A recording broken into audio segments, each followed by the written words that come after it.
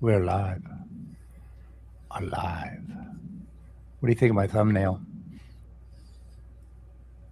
Oh, it's great. Yeah, it was a good thumbnail. Yeah, I had to work on that one a little bit, but I got it the way I wanted it. Cool. Okay. I got a We're ready. ding. Huh? I said I got a ding. Get as many dings as you can before you die. Anyway, how's everybody? Spirit today. How's life? I see Nerdy and Fred and Cretan. Who else? Yep. There? We got a few people. How are you guys? Well, I'm doing okay.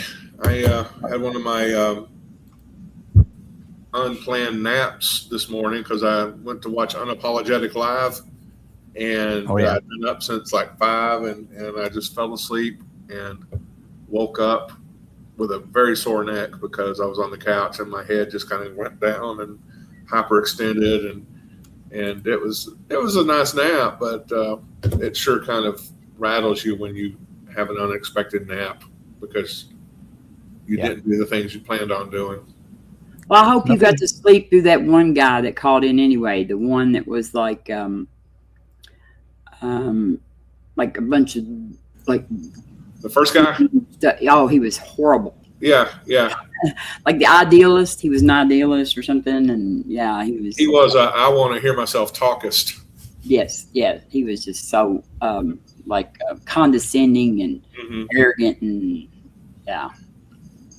Yeah, he did not appreciate Justin's lack of enthusiasm for him. No, Justin was being mean to him. Oh, that's so sad. When we're mean to the Christians, it's horrible. And I like Monkey Boy. Like because Ian wasn't there today, and Monkey Boy is really. I like him.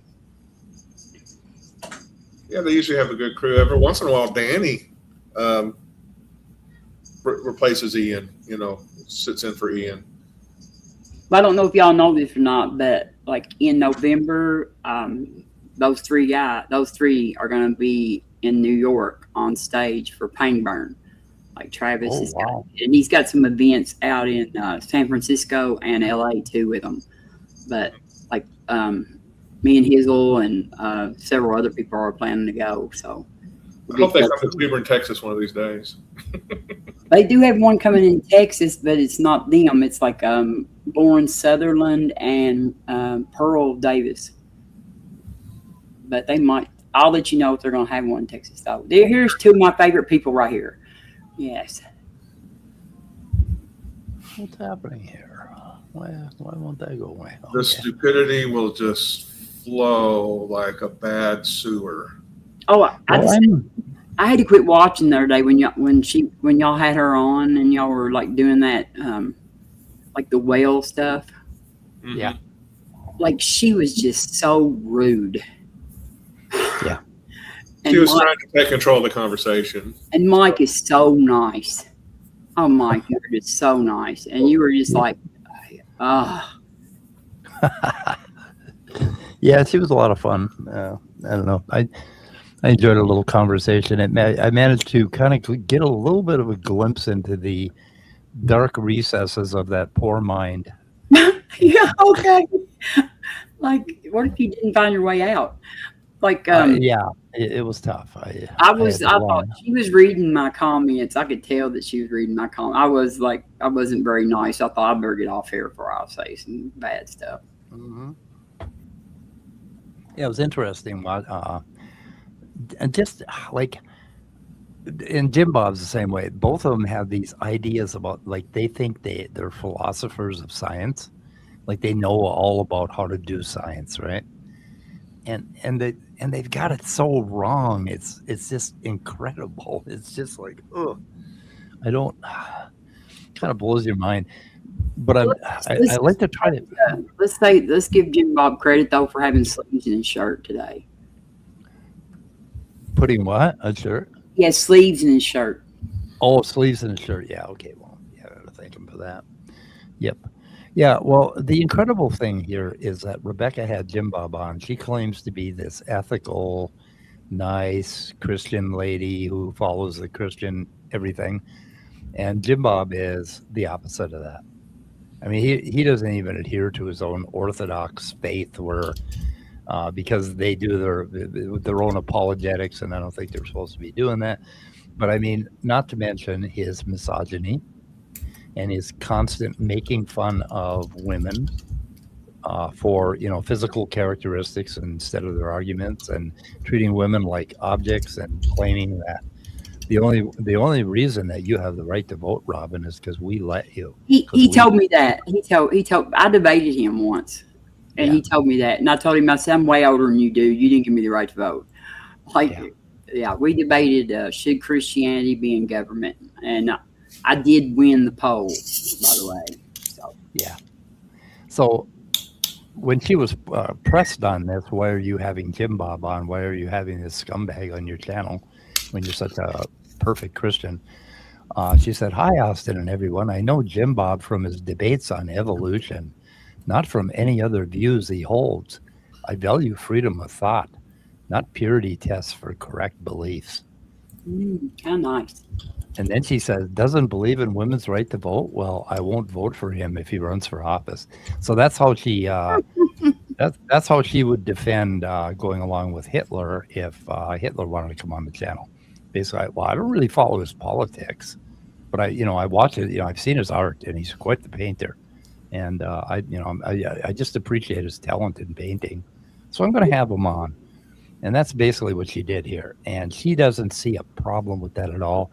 And I have lost 30 degrees of respect for her because of this. I'm like, I never watched her. And so pretty much I was exposed to her the other day on y'all's stream more than I ever had been. So I would say that she never got to 30 with me. So she's like, very I feel she's very dishonest. You gave her credit and acted like that she just wasn't understanding it, but I don't think that's at all. I'm not convinced of her ignorance. Yeah, well, I don't know. I'm still trying to figure out Christians. It's like, how can you believe this crap? That's like, this bothers me. Anyway, well, we could listen to the intro here and see what they have to say for themselves. This is like, there's some points in here where she admits that she doesn't find JimBob's arguments compelling, but she doesn't say it that way. She's like, oh no, I have to think about them more, and I probably don't understand them because I'm not a philosopher. But she basically, most of JimBob's crazy arguments about biological essentialism and species and kinds and stuff went right. She did not understand how he was making the point he was trying to make. And it's like, he's real special, Rebekah. Nobody sees the point he's making because it's all a non sequitur. It's just, there is no point. She brought him on to make her look smart.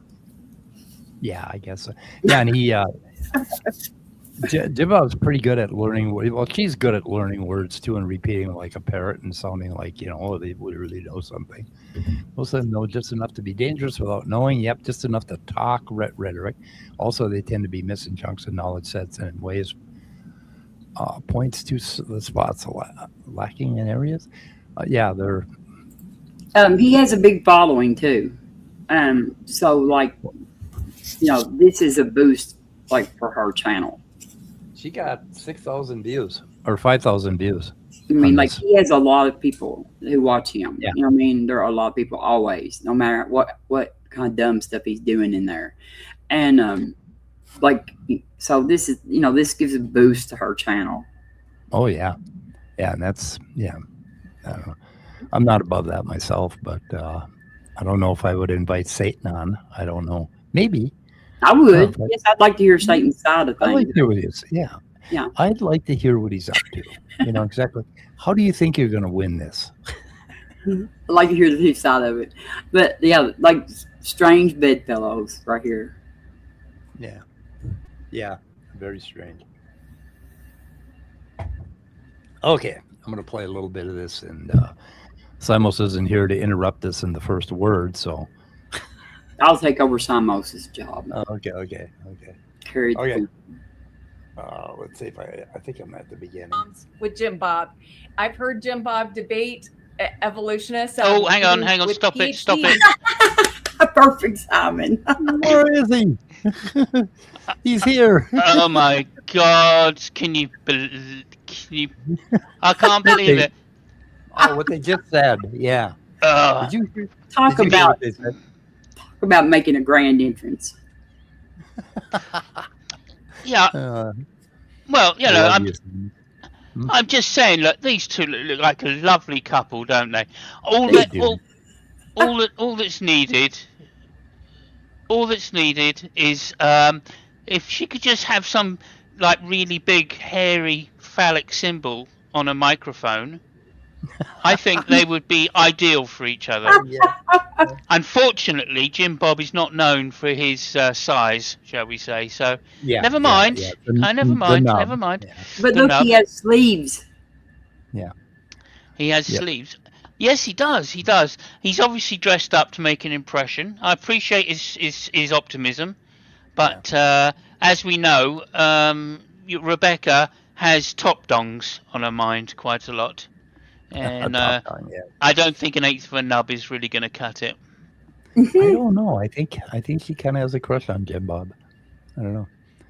After the whole thing, you know, I think she's just mystified by his philosophy because he said such deep things she didn't even understand what the fuck he was talking about. So, Yeah. But to be fair, he says shit that we don't understand too. yeah, sometimes he goes on and I'm like, what in the hell are you talking about? I've got a few clips here where he does it, but yeah. Well, he is a fallacy generating machine. That's what he does best. I have a dice here. I'm going to write a list out of how many times he does various fallacies, and we'll see what happens. Okay. I wonder if he's going to use the law of identity to say that species can't change. He is. In fact, He's been doing that. The last few times I've seen him, heard him talk or whatever, he's done that. It's such a ridiculous notion that. Oh. Is he off? Is he off of the penis argument though? Like, has he quit? Like, I don't think he's going to bring it up here. It'd be a little too embarrassing. yeah. at bookmark 3422, he brings up the law of identity and lions coming from lions. So Oh, interesting. Yeah. Interesting. Yeah, it Okay. I wonder if he thinks that Christians come from Christians. yeah, I don't know. they kind of do sometimes. Well, in general, they do. That is one of the arguments against Christianity. You're right. But I'd just say, I did. You know, I have. I did start watching this particular stream when it was live because I thought, oh, this will be interesting. Like, because obviously Rebekah famous for giving evidential arguments. JimBob famous for not giving evidential arguments, so they're just going to be talking past each other. Unfortunately, I literally got longer into. Well, I had to stop it early, obviously, because that's my thing. But shortly after, I think I heard the first time JimBob started talking, I just went, "Oh fuck this," and switched it off. Yeah, I lasted 4 minutes on this video when I first watched it, but then I spent some time on it today. Yeah. Okay. Good. Well done, you. Well done, you. You're someone's got to suffer for us. Well, Suffer little children, as they say. it was a little tough. I just want to remind Fred that JimBob is not totally useless. He can be used as a bad example. Mm-hmm. Yeah. Thank you, Nerdy. Never seen a non-god come from a god. Yes. Did Austin just pop in? Yeah, Austin popped in. Oh, fantastic! Yep. Fantastic. I popped. Yes. So, Nope. okay. We've got JimBob in the chat. JimBob's in the chat. Hello, Hey, JimBob. JimBob, how's it going? Did you manage to get a date? JimBob, spill all. We need to know. Yeah, to get a date. Yeah, let us know. You guys have Yeah, dinner? well, we don't know if we're going to refute you yet, JimBob, because with Rebekah. I was We're saying just pretty much you here look. to make fun I of was you. just saying you look like a fantastic couple. Apart from she likes top dongs and you have an eighth of a penis. Apart from that, Yeah. you might be in there, mate. Anyway, I felt the chemistry. I felt the chemistry between them. I did. I'm making a prediction. An absolute tour de force here. The world's foremost penis expert and Rebekah.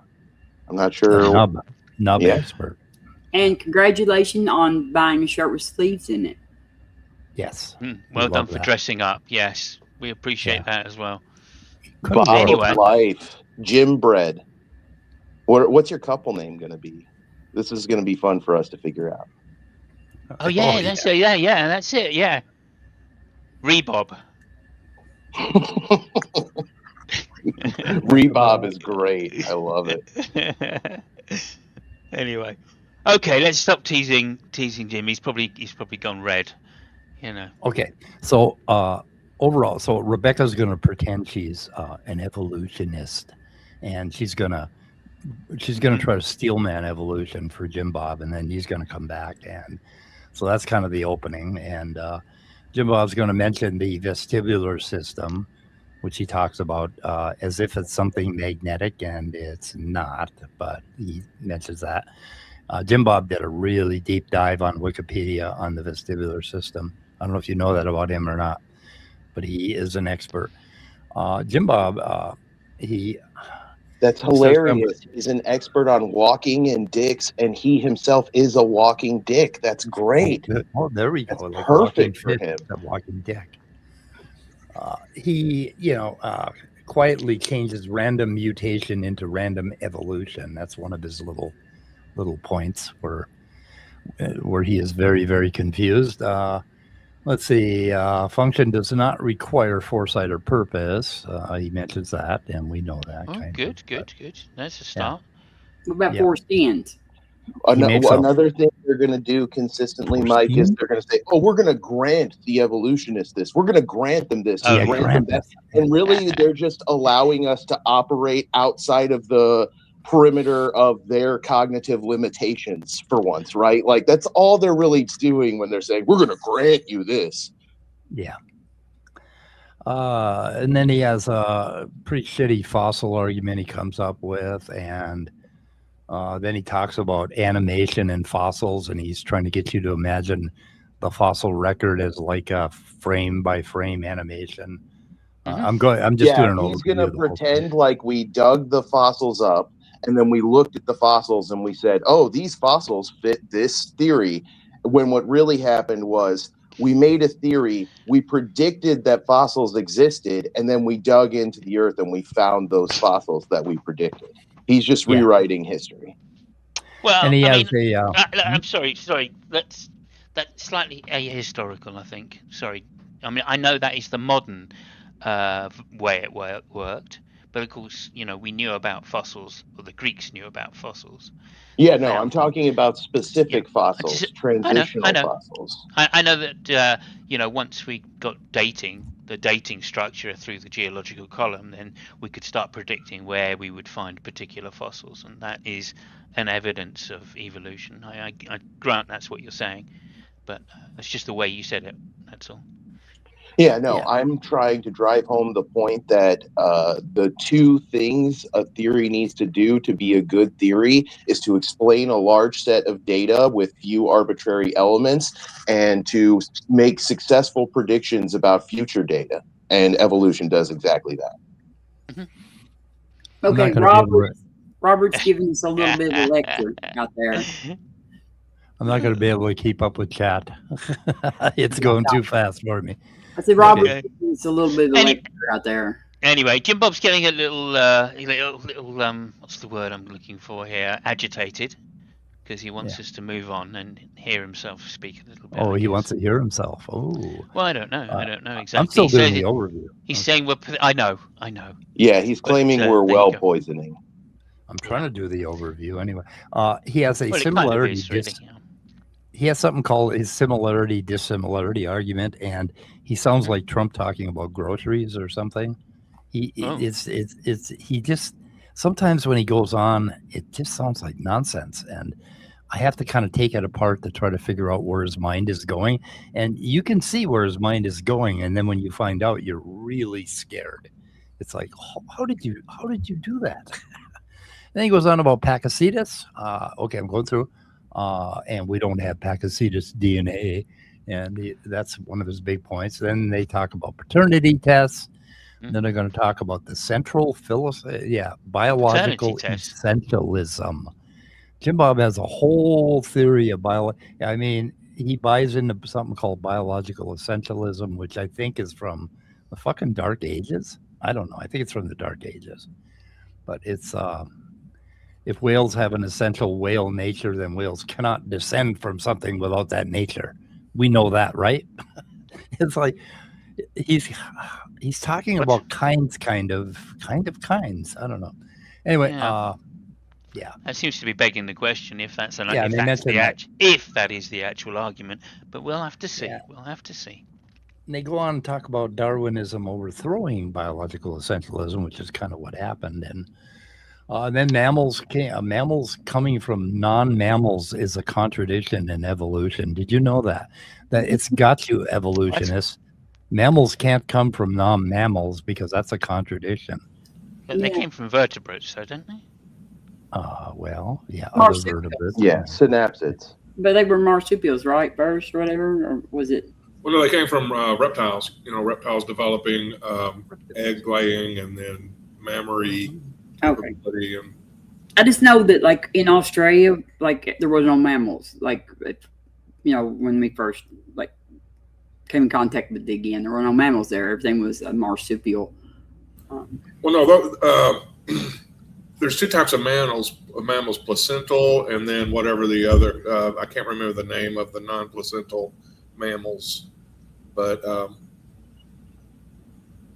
that's kind of a distinction there. But there was a lot of the non-placental mammals, I think. Don't leave, JimBob. Stick around. We want to ask you questions about your novel biological theories. Yeah, trying to steel man his argument is kind of like erecting a noodle. Yeah, right. We're not really steel manning the argument at the moment. You're gonna steel man your argument. You're gonna steel man your own. You have to bear with us. This is not a short show, so okay. I'm gonna give up on. If you don't have the patience, then that's fair enough. We understand. And, okay. I'm excited to see the chemistry. To be honest with you guys, that's why I'm here. Okay. Well, I'm gonna jump ahead to 12. I think because. Oh, and Jimmy's here. Hi, Jimmy. Hi, Tux. What Jimmy? Jimmy Tux. Yeah. Oh, okay. Okay, I'm jumping ahead, going way ahead. Now, okay, you understand that Rebekah's the evolutionist, now she's going to steel man our arguments. Nice one. Yeah, she'll do a good job. She'll do a good job. A real good job. No. I really have confidence in this. Well, I mean, she's always been fair. She's always been fair, right? She's always been fair. Oh, she's really fair. She's so fair. She might not be, well, okay. I'm going to weigh in I won't here. go with that story. No. Just let us get through it first a little bit, all right? Let's get a little going. Just I'm getting ready to weigh in. So I want something on the table first before we start snacking. Yeah, she's really fair, just like she's a really good little Christian lady. She has JimBob on, right? And she has I Satan respect himself. her. I respect her as a Christian. I will say that. I mean, maybe not. Maybe she's a creationist and therefore, has a few things slightly askew. But one thing I will say is she is prepared to listen to the other side. I mean, it's both of these two. That's why they're quite a good couple, I think, because they're not they may not take notice of what the other side says, but they're prepared to have the other side state their point, right? So I'm putting my hands up and saying that's better than a lot of the apologists that we deal with. That's the one, Mike, that I was wanting you to highlight. Like this person was in Robert's chat, he was just such a blessing to the chat while ago, and now he's followed us over here and came up with this great little comment. What in the fuck? What? That's fair enough. That's fair enough. Everybody's entitled. Everybody's entitled in the chat. Have a conversation in chat as well, people. If there's something that you see someone says that might be a bit different, then just have at it. We don't have to get involved necessarily. Nope. Oh yeah. Simos is trying to get us to actually review some of the video for once. Is this your first time here? Yeah, right. Don't be pushing us. Don't be I've been around the block a few times. Let me say that. JimBob, we've already reviewed a record amount of this video. You don't understand. Okay, let's move on. Let's see Rebekah Steelman evolution, because that's going to be interesting. Does that mean you're going to shut the fuck up for 30 seconds? I'm going to try. It's not like we're the ones holding this up. Okay. Entirely. You can blame me almost. Okay, here we go. Stop sharing. Evolutionary answer to this, period. Mm-hmm. But what they will do then, and so is appeal to fossils. So my favorite. Yeah. So yes, okay, let me agree with you that we don't exactly know how random mutations plus natural selection could produce these fine and complex integrated systems. Boy, is she doing a good job of steel manning evolution, don't you think? She's really I don't think she started. She said we. She's not steel manning yet. She said we, meaning her and JimBob. They don't know how evolution works.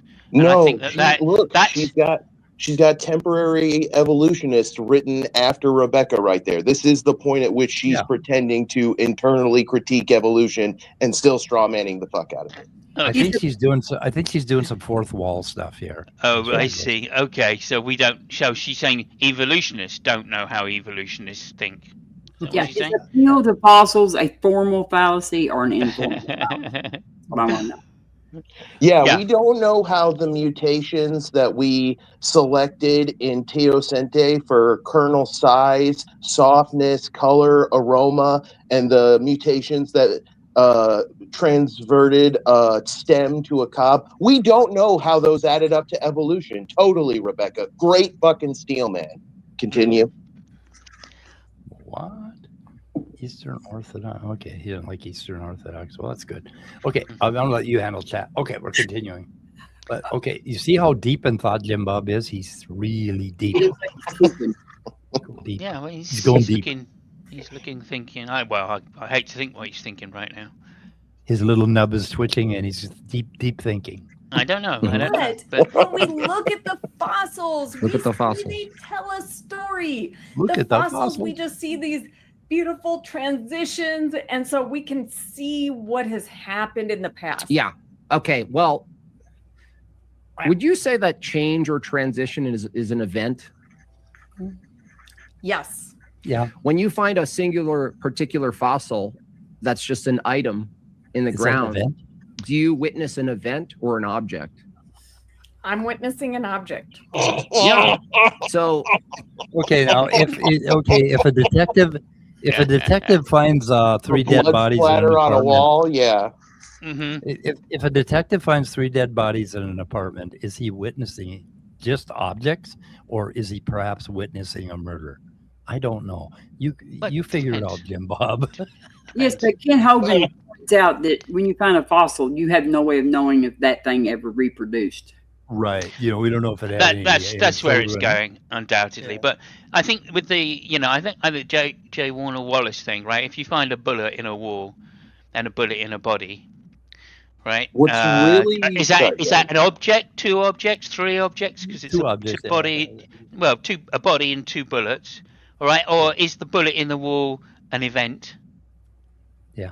It certainly indicates an event, doesn't it? I don't think even JimBob would be as naive as to think that that's just an object. Right. Broadly, what's going on here is that from a epistemic view, Jim has to come up with the reason why looking at the evidence is stupid. Like looking at the fossils and seeing the law of faunal succession emerge as you collect this data set, that's just dumb, because we already know the answer anyways, and you're just looking at bones, you're just looking at dead animals. That doesn't tell you anything. And do not, whatever you do not look at other examples of fossils and compare them. Do not do that. Yeah. And because of event philosophy, identity, something. And definitely don't build the model that predicts what levels of genetic relationships will be based on extinct organisms and extant organisms using things like heuristic morphology and biogeography. And then don't go ahead and verify that prediction when you're actually capable of doing genetics, right? So, yeah. Okay, wait. Oh, okay, this no. We're not responding to JimBob just yet. No. Come on. No. Just wait, because it's worth pointing out with the fossils, the evolution happens on a population basis, not an individual fossil basis. So the fossil that you find does not have to have reproduced necessarily, right?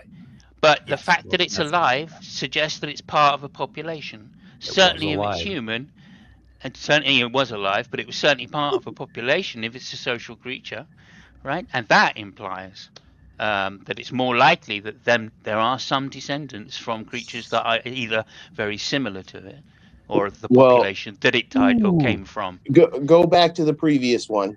Boo. He's going to rip our stuff shreds. Oh, my God. That's nice. Okay, go back to the previous one. Okay, let's see now. Okay, let's rip it apart. Speciation was out of here. Speciation is repeatable. We can observe the amount of this process that you would expect to be able to observe in a human time span. So, sorry. Yeah, and it's also wrong. It's not it's not reproducible, right? Yeah, you can't murder the same guy again. He's already dead. He's just an object, according to your logic. Yeah, right. We couldn't do it again. Yeah, you could not murder that guy again. Right. No need to nail Jesus to the stick again. So what is his complaint here, that we can't have the fossil die in front of us again? Is that? It's just like hyper skepticism. It's just, this fossil doesn't tell you anything, nothing. You're not allowed to. If you walk in and you see somebody murdering, stabbing your wife's corpse repeatedly with a knife and, screaming about how much he hates her, you can't know that he actually killed her. You can't put that evidence together. You didn't see her go from being alive to her being dead because of his actions. You need more evidence. And JimBob, you're pathetic. You're pathetic. You're just making JimBob, just to use your own criticism back against you, by the way. And also, there goes forensic reproduction. This is your logic, not mine. Yeah. Yeah, we all agree that forensic science is a science, right? That's why. What do they call the study of fossils? Anthropology, is it? He thinks he's bothering us. I'm probably not going to watch JimBob, so. Yeah. So anyway, whatever it is, people who study fossils, I can't remember what the science is called. I'm hoping that you're going to. Paleontologists. Paleontologists, thank you very much. That's a science, and they study these bones and they make comparative models. And as I say, we also have dating from the level of the geological column that they're found in, which can give us dates as to when these. Approximate dates as to when these creatures died, which helps fit into the model. And again, it's statistical analysis, right? So I know you want to give a deductive argument and you're trying to give a deductive critique against a deductive argument, but we're making statistical arguments there. That's inductive. So you need to think in a slightly different way if you're going to give some constructive criticism here. Otherwise, you're just straw manning, to say the very least. Paleontology. Thank you, Kevin. Okay, JimBob, you have a keyboard. Okay. Statistics isn't a natural science, he says. Okay, well, way to misunderstand what I said. I like how pleased with herself Rebekah looks after doing that little. Congratulations! It's interpretation. That's what science is. Science is interpretation of the data. I don't know if you're aware of that.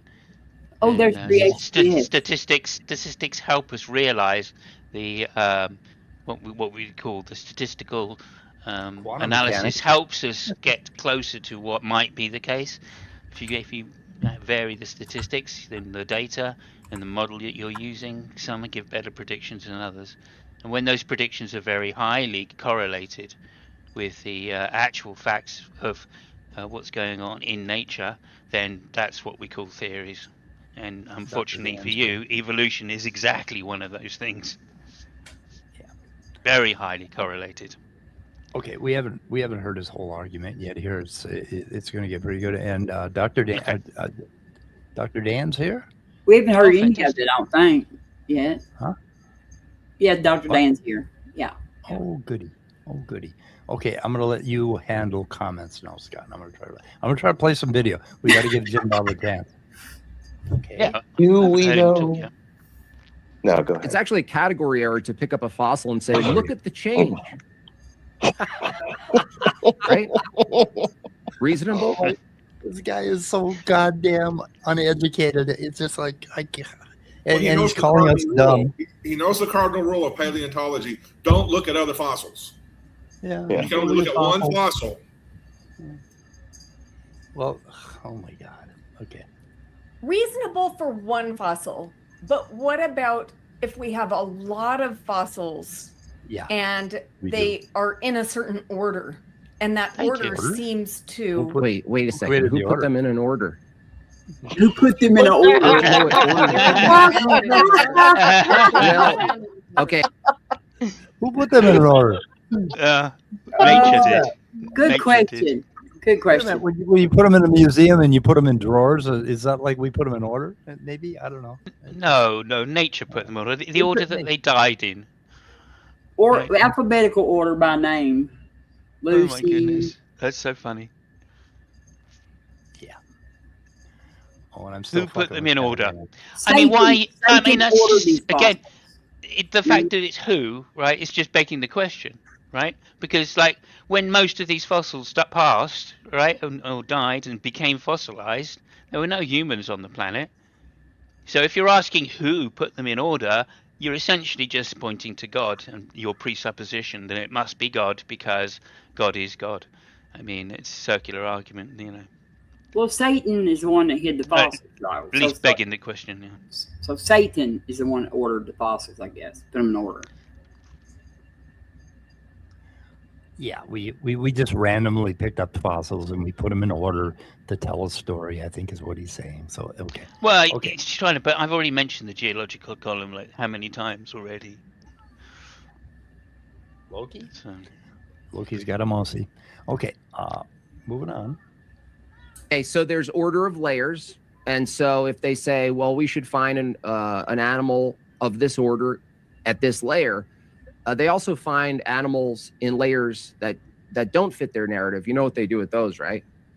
They invent a new species.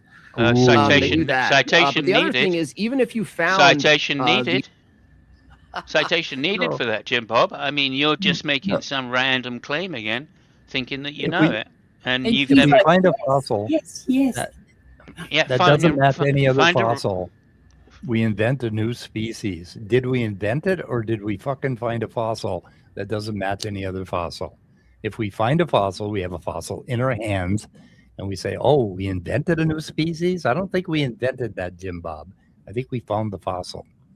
Yeah, and besides which, it's kind of like the other way around, isn't it? So if you find as evolution makes predictions as to when things evolved, and if you find something that we predicted to be evolving much later, right, in an earlier layer of the geological column, that would be evidence against evolution.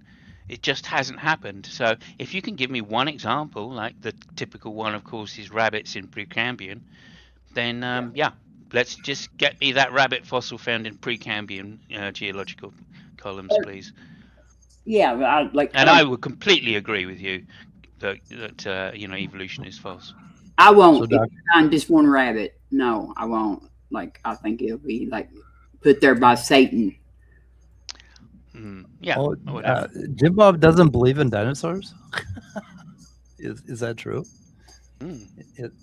Has he questioned dinosaurs? Maybe he thinks they're dragons. Yes, and he also is very evasive about putting an age on the Earth. When I ask him how old the world is, really? he says, "Oh, I don't know. It could be anything. It could be blah blah. I have no way to measure. What's the margin of error? Like the margin of error can be millions of sigma outside of the standard deviation, right? Is it a day? Is it a day?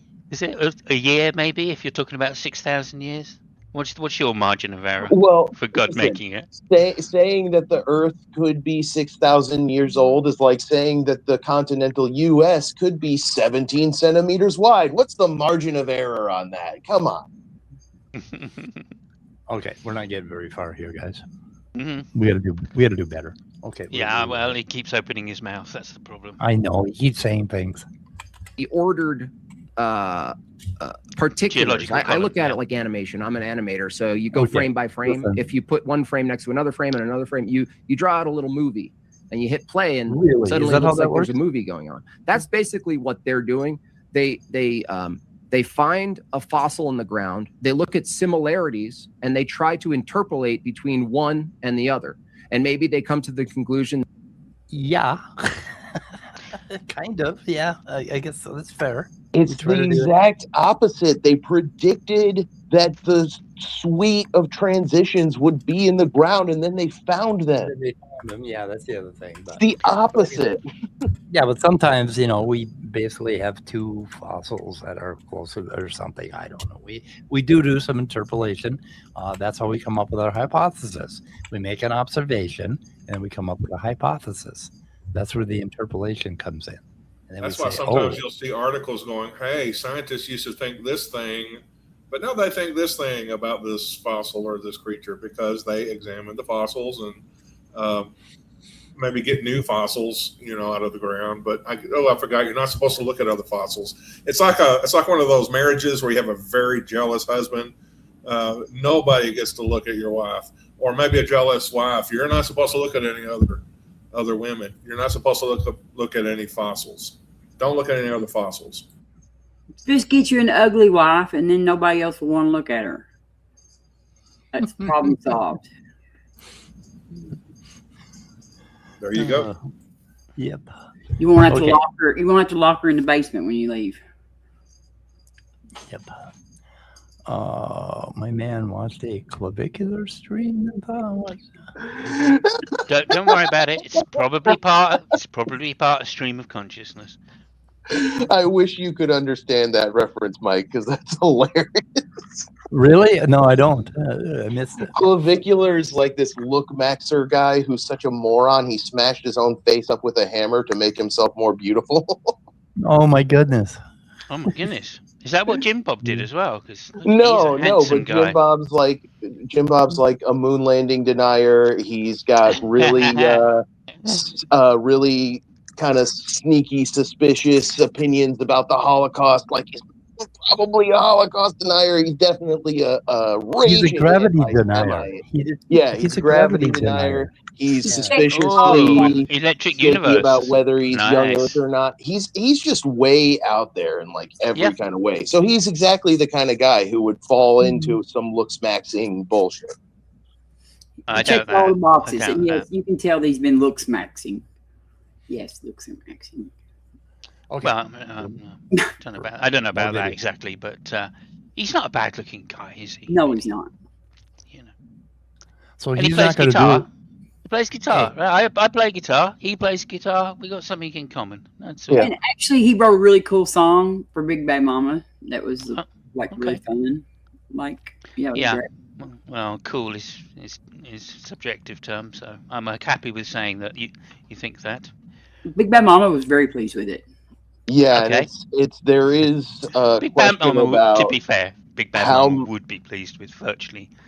How much of this sincerely is him and how much of it is JimBob? Because JimBob is a stage name and this whole thing's a performance, and he's admitted that it's performative. And before he started doing this, he was trying to be a stand-up comedian. That was how he fell in with Owen Benjamin, the stand-up comedian who lost his mind and became a flat earther and fellow conspiracy theory swilling piece of shit. And so I think this is just like his career move. Like this is the way he's making money now. It's like a professional talking head. Yeah. No, that's fair enough. That's fair enough. I wouldn't hold him anything. I wouldn't hold that against him, especially being, as I say, I've been a professional musician, and it's a tough life to be an entertainer. I'll say that. At least he's not a flat earther, isn't he? I don't think so. Yeah, I don't know about that, Robin. We don't know. Okay. Maybe not.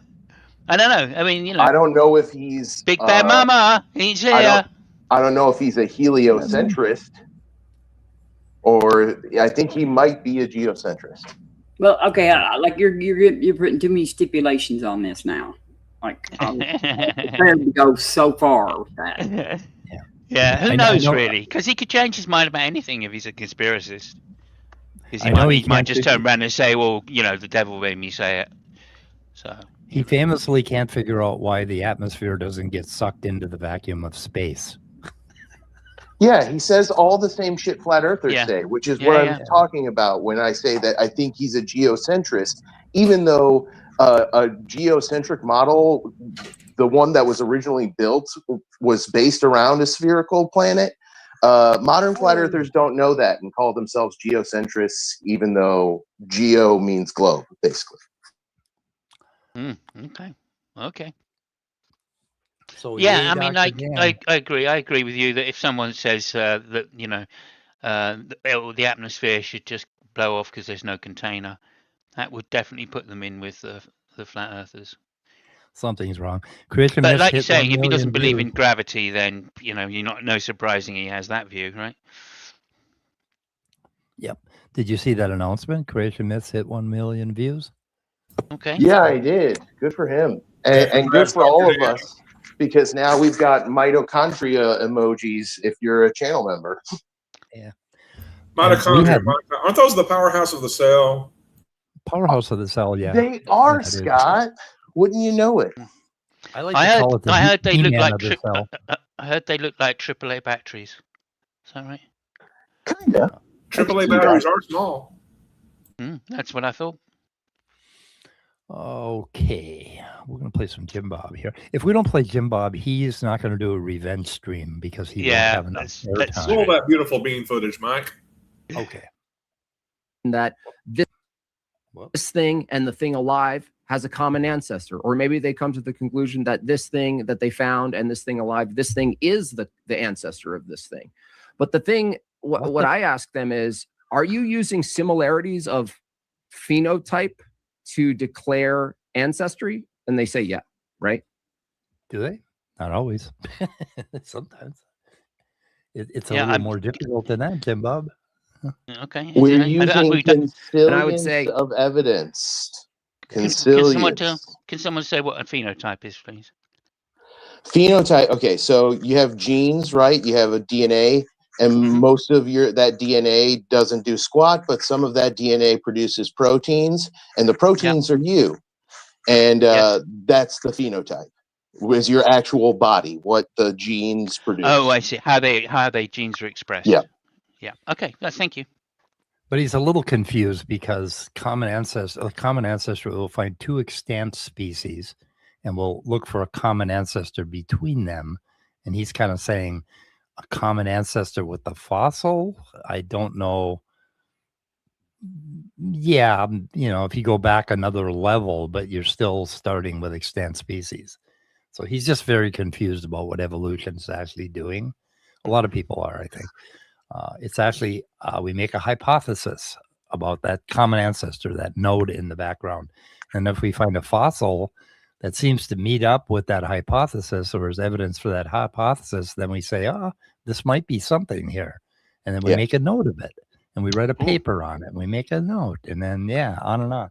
But he doesn't get it. And interestingly, Simos, you might find two species where the phenotype is similar, and you might think, oh, these things have common ancestry. But then when you look at the genotype, it reveals something completely different, like dolphins and sharks, for instance. Yeah. You might think these things, well, they have similar phenotypes, so they might have a recent common ancestor. But when you look at their genes, you actually see that dolphins have olfactorin genes, they have mammal genes, they have land dweller genes, right? So then you get a completely different answer for when their most recent common ancestor would be. Yeah. I've just thought of a name for these two as well. Let me see if I can just recall it because I got a bit carried away. Oh, yeah. Beard of Life. Beard of Life. Beard of Life. Okay. There are a cute couple. I've got to say this time and time again. I hope they meet up in real life. I don't think you can beat Rebekah, but Beard of Life is good. Yeah, I know. I just, you know what I'm like. I'm the joke on the panel. Nobody said JimBob. I would think that would have been a good one. JimBob. That's great too. Yeah. Beard of Life is won it. Wins the day. I'm sorry. Okay. We're going. How would you falsify that if there are, from their own paradigm, similarities in phenotype, let's say with skulls, this is awkward. that they I admit just told aren't related to each other in the same way? Further, if you go back far enough, stop there. They have to say dissimilar things. Or stop there. So that's exactly what you just talked about, Austin. Yep. So the skulls of sharks and what's its name? Dolphins. Mm-hmm. Yeah, are they similar? The skulls of sharks and dolphins? No.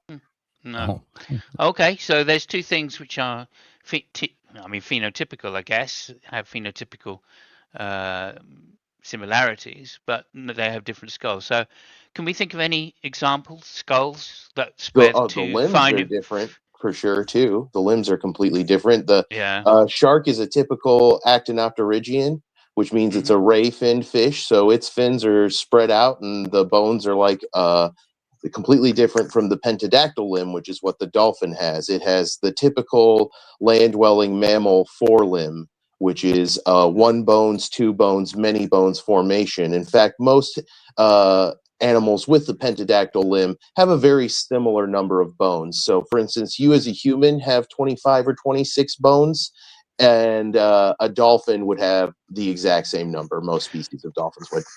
Okay, so we don't have an example of skulls necessarily, but if two things look similar, right, then we would say that they're phenotypical.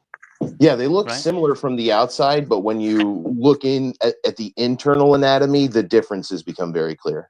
There's other things that are really important, like the number of holes in the skull and the foramens and where the nerves go in, and the shape can change radically, like very, very quickly, right? The shape of a skull.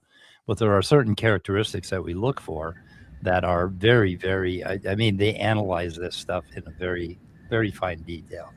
Yeah, I believe. Do sharks have, do they have pelvises to where like they once walked? Sharks don't have bones. They don't have bones. They have cartilage. Yeah. That's right. So like. They're cartilaginous fishes, yeah. Sharks are. Oh, thank you. Skeptical Philosophy says salamanders and lizards are convergent forms. They look very similar, but come from two very different lineages. Yeah. There you go. So there's plenty of examples here. So nobody says, the point we're making here is just because two things look similar, nobody assumes, therefore, that they're necessarily one descendant from another directly. But you know what it is great evidence for? Overall, general, universal common ancestry.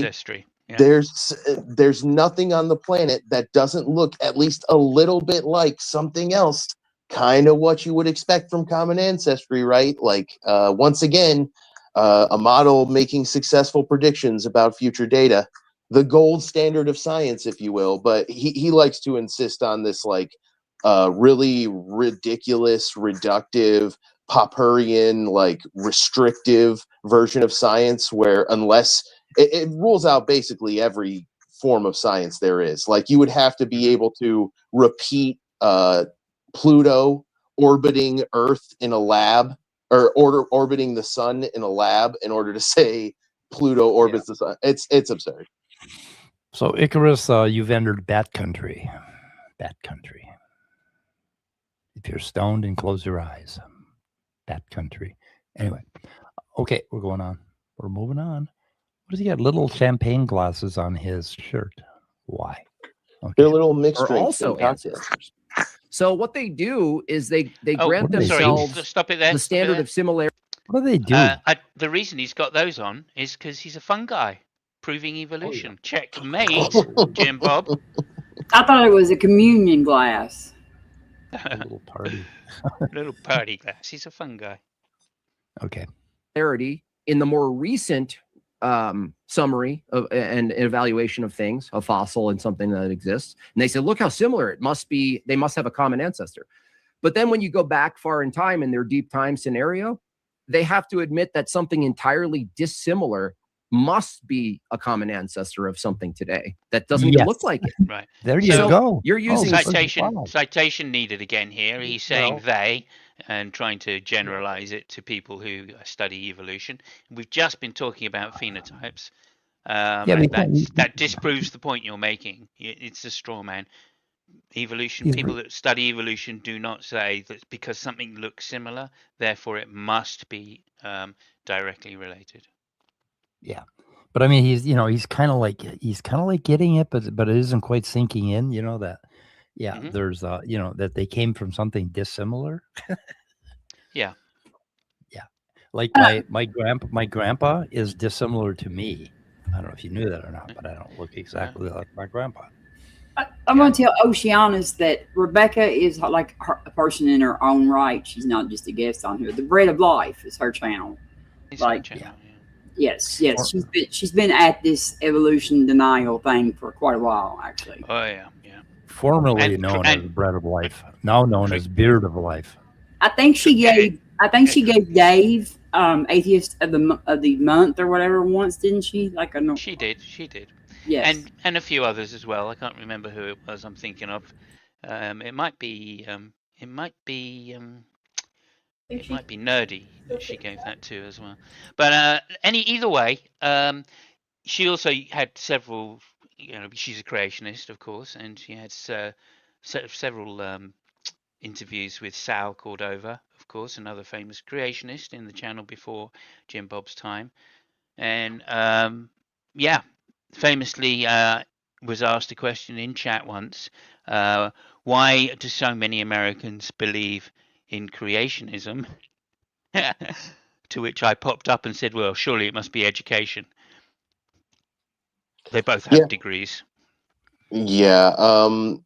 Both she and JimBob are quintessential examples of a specific type of creationist that thinks they are Galileo when they're really the geocentrist.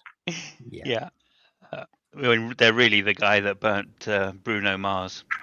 So many people think Giordano Bruno. Yeah, same difference. Yeah. Bruno Mars, because they would say that same person probably. And they can't tell the difference. They're going to win the lottery tomorrow. Did you know that? I'm just going to win the lottery tomorrow. I feel it. It's just going to be the reverse thing. I could be Galileo. I could be, what's his name from Walking Dead? Big difference though. Big difference. JimBob's a cartoonist. Galileo was a master artist, right? Yeah. Big difference. Right?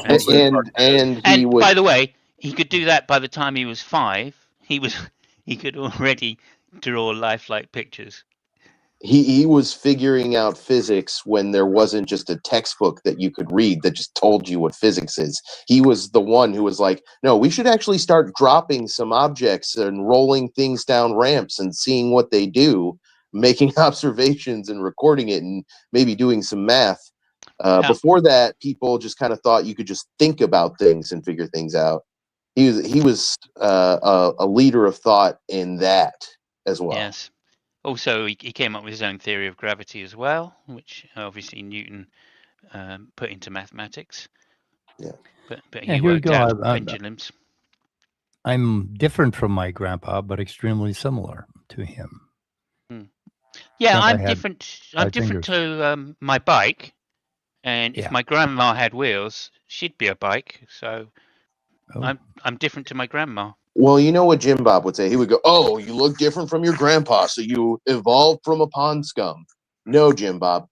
You being different from your grandpa is the part of the process we're able to observe directly in that way. And then we can observe the bigger parts of the process through things like the fossil record, genetic analysis, embryology, biogeography, all the things that you ignore and refuse to steelman as a consilience. You love using that steelman word. I'm going to turn it back against you here.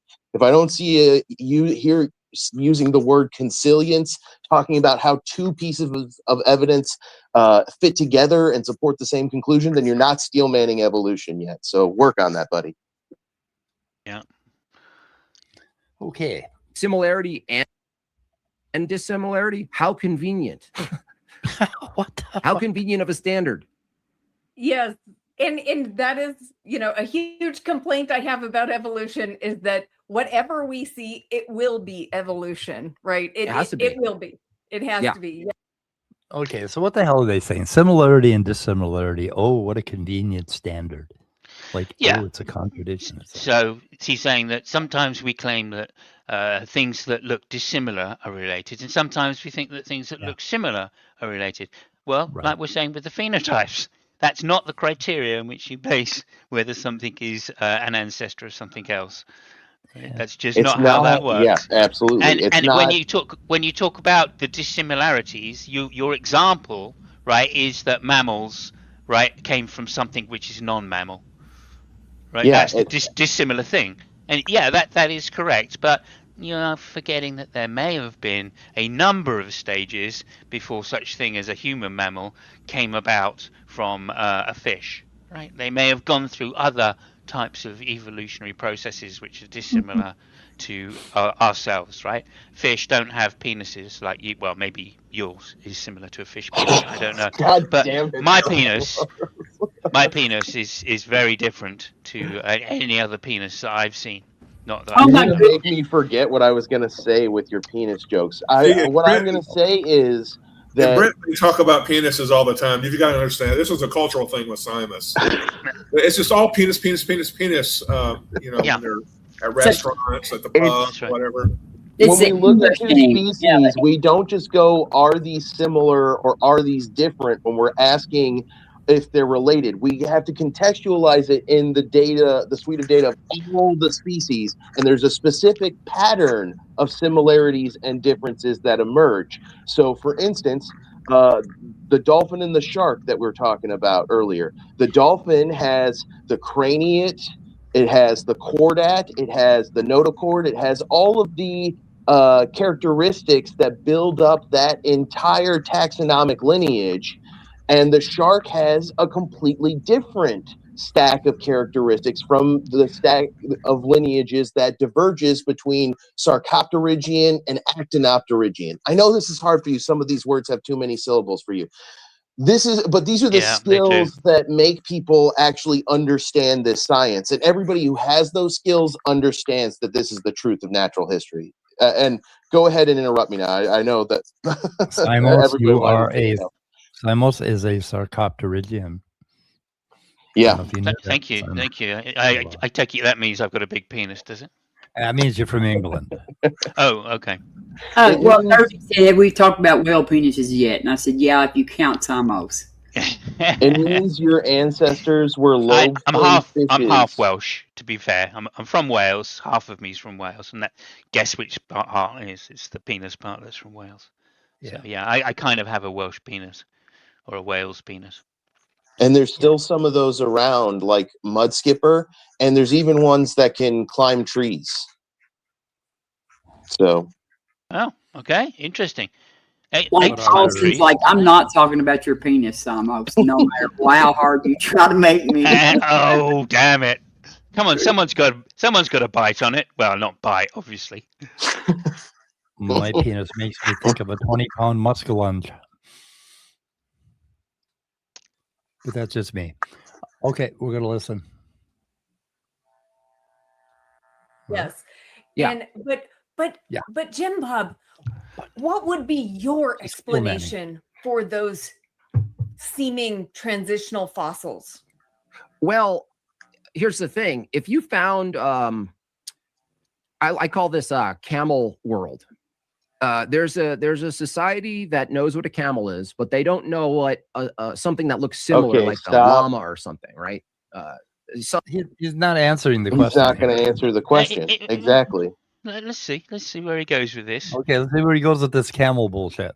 Camel take world. Something in the camel category, and they find it in the camel ground toe, and they celebrate. maybe? It's a scientific breakthrough, right?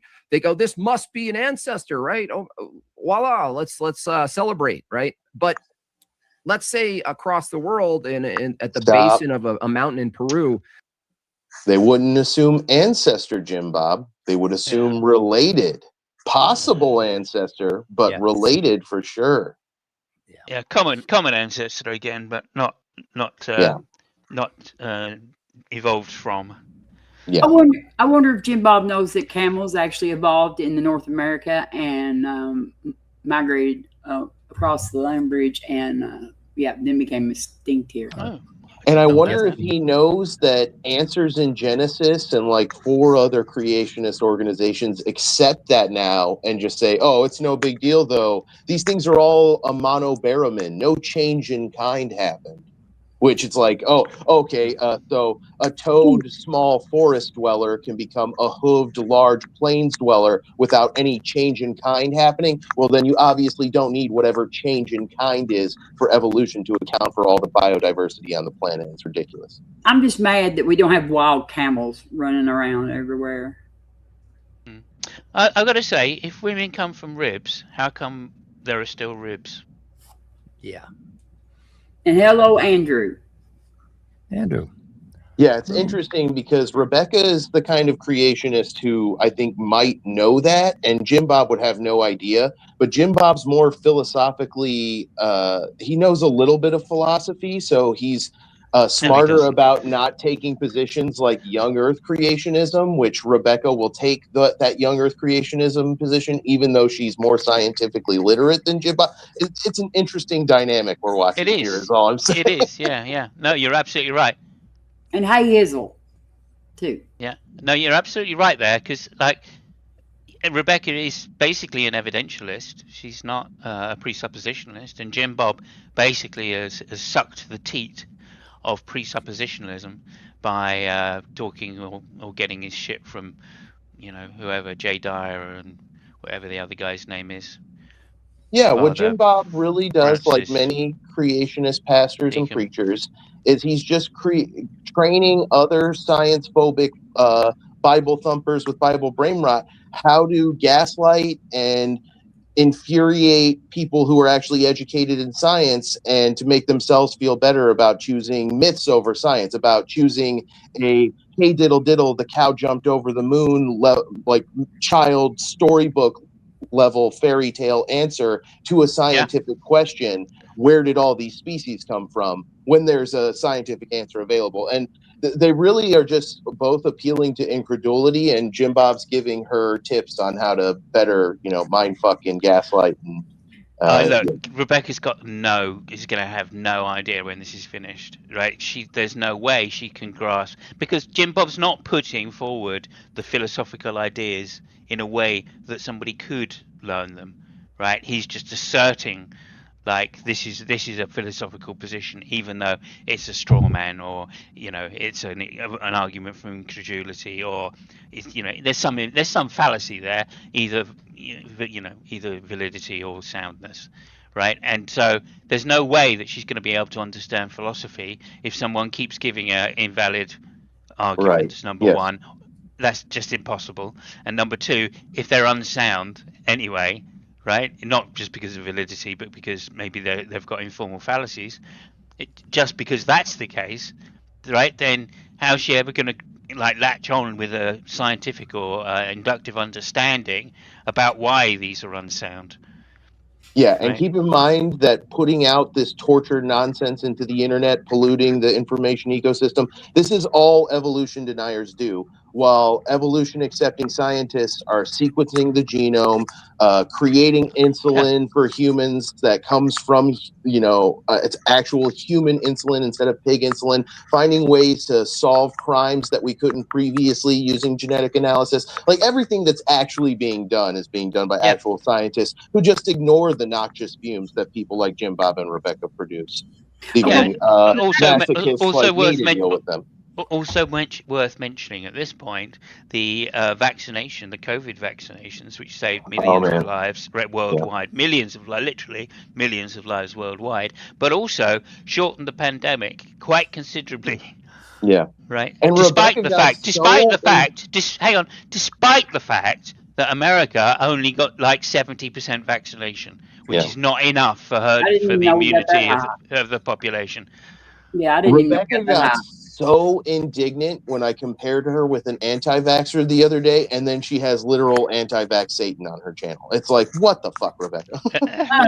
But I just want to say though that Rebekah's been at this long enough that we cannot say that like it's going to be JimBob's fault that she doesn't learn something.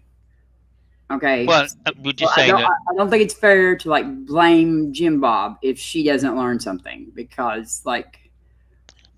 This is someone from her side. Number one, this is someone from her side.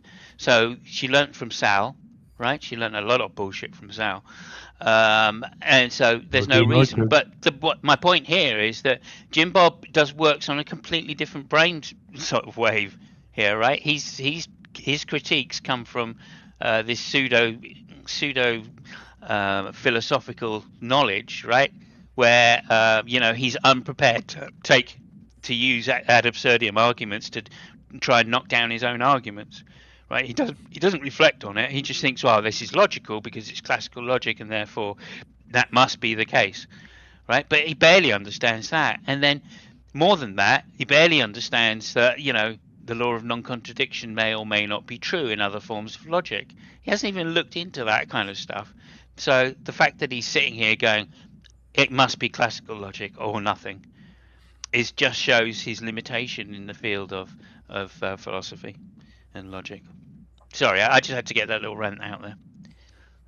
Okay, I have jumped ahead a little bit. How would you know it's an ancestor, I think, is the topic. Ask the first group of people, how would you know what you're finding is an ancestor or just another population of animals that just died out that could have if they continued, been coexistent with the current thing, and they don't have an. Kent Hovind. Yeah, Mike, I want to point out that you say that if we don't play enough of JimBob talking, that he won't, rage react to this. A lot of times when he rage reacts to your video, he only plays like 3 minutes of the video, and it's only the parts he wants to respond to, and then he just ignores all the rest of it anyway. So I wouldn't worry about that too much. Yeah, and he's got to do all these memes. And I was hoping that Rebekah would mention my name because he would not have been able to resist calling me old balls. And if he did that on Rebekah's channel, I think that would have been great. That's so sweet. That's so. I have a website. It's Balls on Chin website. So hairy old balls on hairy young chin. That sounds like the perfect philosophy for me. Ball-chinian. Bull-chinian. Thank you. Falcinian? Yeah, that's the philosophy. I mean, one of the philosophies I'm into. The shit that's going on with Fauci right now is just really disturbing. Yeah, it's messed up. Yeah. It is. Well, are they thinking of putting him in jail or something? And that's my senator. And that's my senator. Like that's my senator, Rand Paul. Like as long as he's been my senator, I've been stuck with Mitch McConnell and Rand Paul. So there have been very, very, very few moments where I was ever even willing to admit that publicly. So Rand Paul, though, he did come out against the boat, attacking the boats, killing the people in the fishing boats. And so I was like, wow. And then he came out with the Renee Good and stuff, the killings there on. So I was really proud of him there.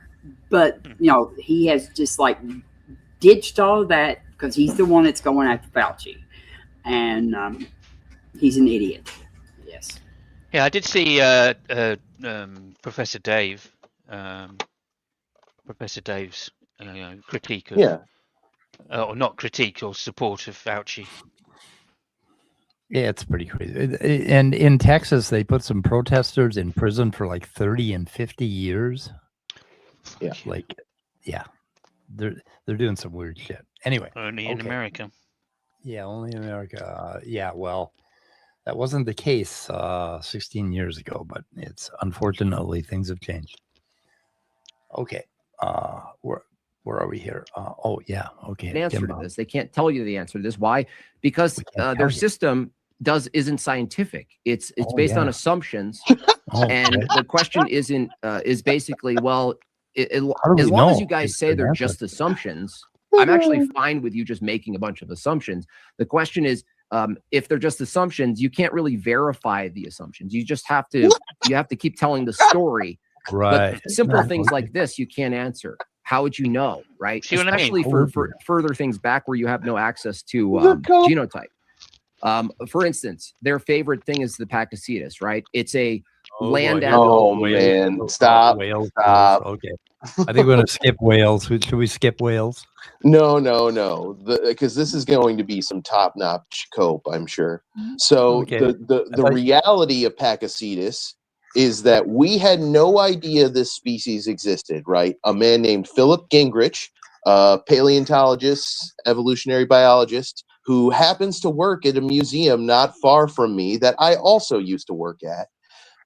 He theorized that based on geological evidence and biogeographical evidence, that there used to be a body of water where there's currently Pakistan in the Swat Valley, and he theorized further that you would find whale ancestor species in that area due to that body of water being there. And then they went and they dug these species up, and they found Pakicetus, and that's why it's named Pakicetus. It's named after Pakistan. So keep in mind that they predicted the species and then found it, as JimBob talks and completely inverts that reality and claims they found it and then they used it to support evolution. Go ahead. Okay. What are we doing? Yeah. Well, this is what induction does, right? So you make some assumptions. They're called hypotheses. That from your hypothesis, you then make some predictions about what you should observe in nature. And then you look at nature. And if you observe those predictions, that's evidence for the hypothesis. Go ahead. You're killing me, Dr. Dan. You got to stop because totally. He probably is the type who buys like the semen retention pillows and all the other, the butthole sunning lamps and shit. Butthole sunning. I understand that increases your testosterone if you sun your butthole. I mean, he might buy something from Alex Jones, deserves whatever happens. I don't know. Oh, my goodness. Yeah, okay. Well, let's see. Okay, you want to go Pakicetus. You want to do this. I'm just going to shut up now and let animal that's kind of like a cow, hippopotamus the size of a wolf. Like a cow. One day it stepped on a crab. It said yummy and started floating around. And it was like, I'm going to make my way into the water. And then I'm going to learn to mate underwater somehow. And I'm going to learn to defend myself somehow incidentally underwater. And then I'm going to turn into a whale in 53 million years. Well, they utilize. Okay. So guys, you got to give it. You got to give up. He is so scientifically sound and accurate and precise. He's a rebel. I think he really is a Galileo. He really is. Evolution insights. He's seeing something that we emulating Kent Hovind tonight. Well, he should go back to his stand-up comic days because he's funny. That was hilarious. He has some good ones. And so it stepped on a crab, and then 53 million later, it decided to be a whale. No. When it stepped on the crab, it thought, I'm going to become a whale. Yeah, and keep in mind, this is the guy who constantly criticizes people for not being able to steel man his arguments. Yeah. Right. Okay. Yeah. This is like an aluminum foil argument. You know, it's just, it's like A what? You know, instead of steel manning, he's like paper bagging it or something. I don't know how to describe it. The quality of his thought process and argumentation. Well, I mean, I think, to be honest, I mean, I recognise that he's kind of joking, but the sad point is the logic that he's using is the same logic he's going to use. He's not joking at all. No. He's kind of. I said kind of joking. He's not even kind of joking. It's a completely sincere. It's a completely sincere appeal to incredulity. Yeah, and he's appealing to incredulity by straw manning evolution. No, I know that. Yeah, I don't think he's making a joke. Kind of joking. He's kind of joking. Yes, he is. We might have to agree to disagree on this one. Is that a fallacy? Yeah. He's being sarcastic, like Simon says. Sarcastic. But he straight-faced believes in some sort of purposeness. But the problem is, as I was explaining, he is being sarcastic, and that's how you can tell he's kind of joking. But the problem is, this is the exact same logic he's going to use when he's not joking. I think you're underestimating how confused he is. Okay. Pacacetus just wanted to have a whale of a time. Oh, lovely. Fred. Good one. Okay. More whale. Phenotypical similarity. But they don't have access to genotypical similarity. So even if you said there's phenotypical similarity, we do have access to genotypic similarity is the funny part. So once again, this is hilarious. When you run genetic comparisons, a species of whale can be as similar to another species of whale as they are to a hippopotamus. They're very close telomere to telomere. They're very close in specific regions. They're very close in every way of comparing. They're closer than any other species besides the species in the cetacean group. So it fits the exact taxonomic phylogeny you would expect from the current deep time evolution model, which is that whales are most similar to whales, orcas, and dolphins, and then they're most similar to hippos, and then they're most similar to other artiodactyls, and then they're most similar to other mammals, and so on and so forth, all the way back to, Sarcopterygian, and then the unicellular ones, the philozoans, the poikizoans, etc., holozoans, and so on and back forth, all the way back forth to biotic and abiotic. Okay, he said this. What? I'm engaged with JB in the comments. He said that maths can't be used to describe physical events because the scientific method doesn't use maths. Well, I don't know. I don't know if you've ever heard of. I told you he has this really restrictive, bizarre, Popperian, middle school level understanding of the scientific method. He thinks it's concrete steps every time you ask a question, and then you form a hypothesis, and then you do an experiment.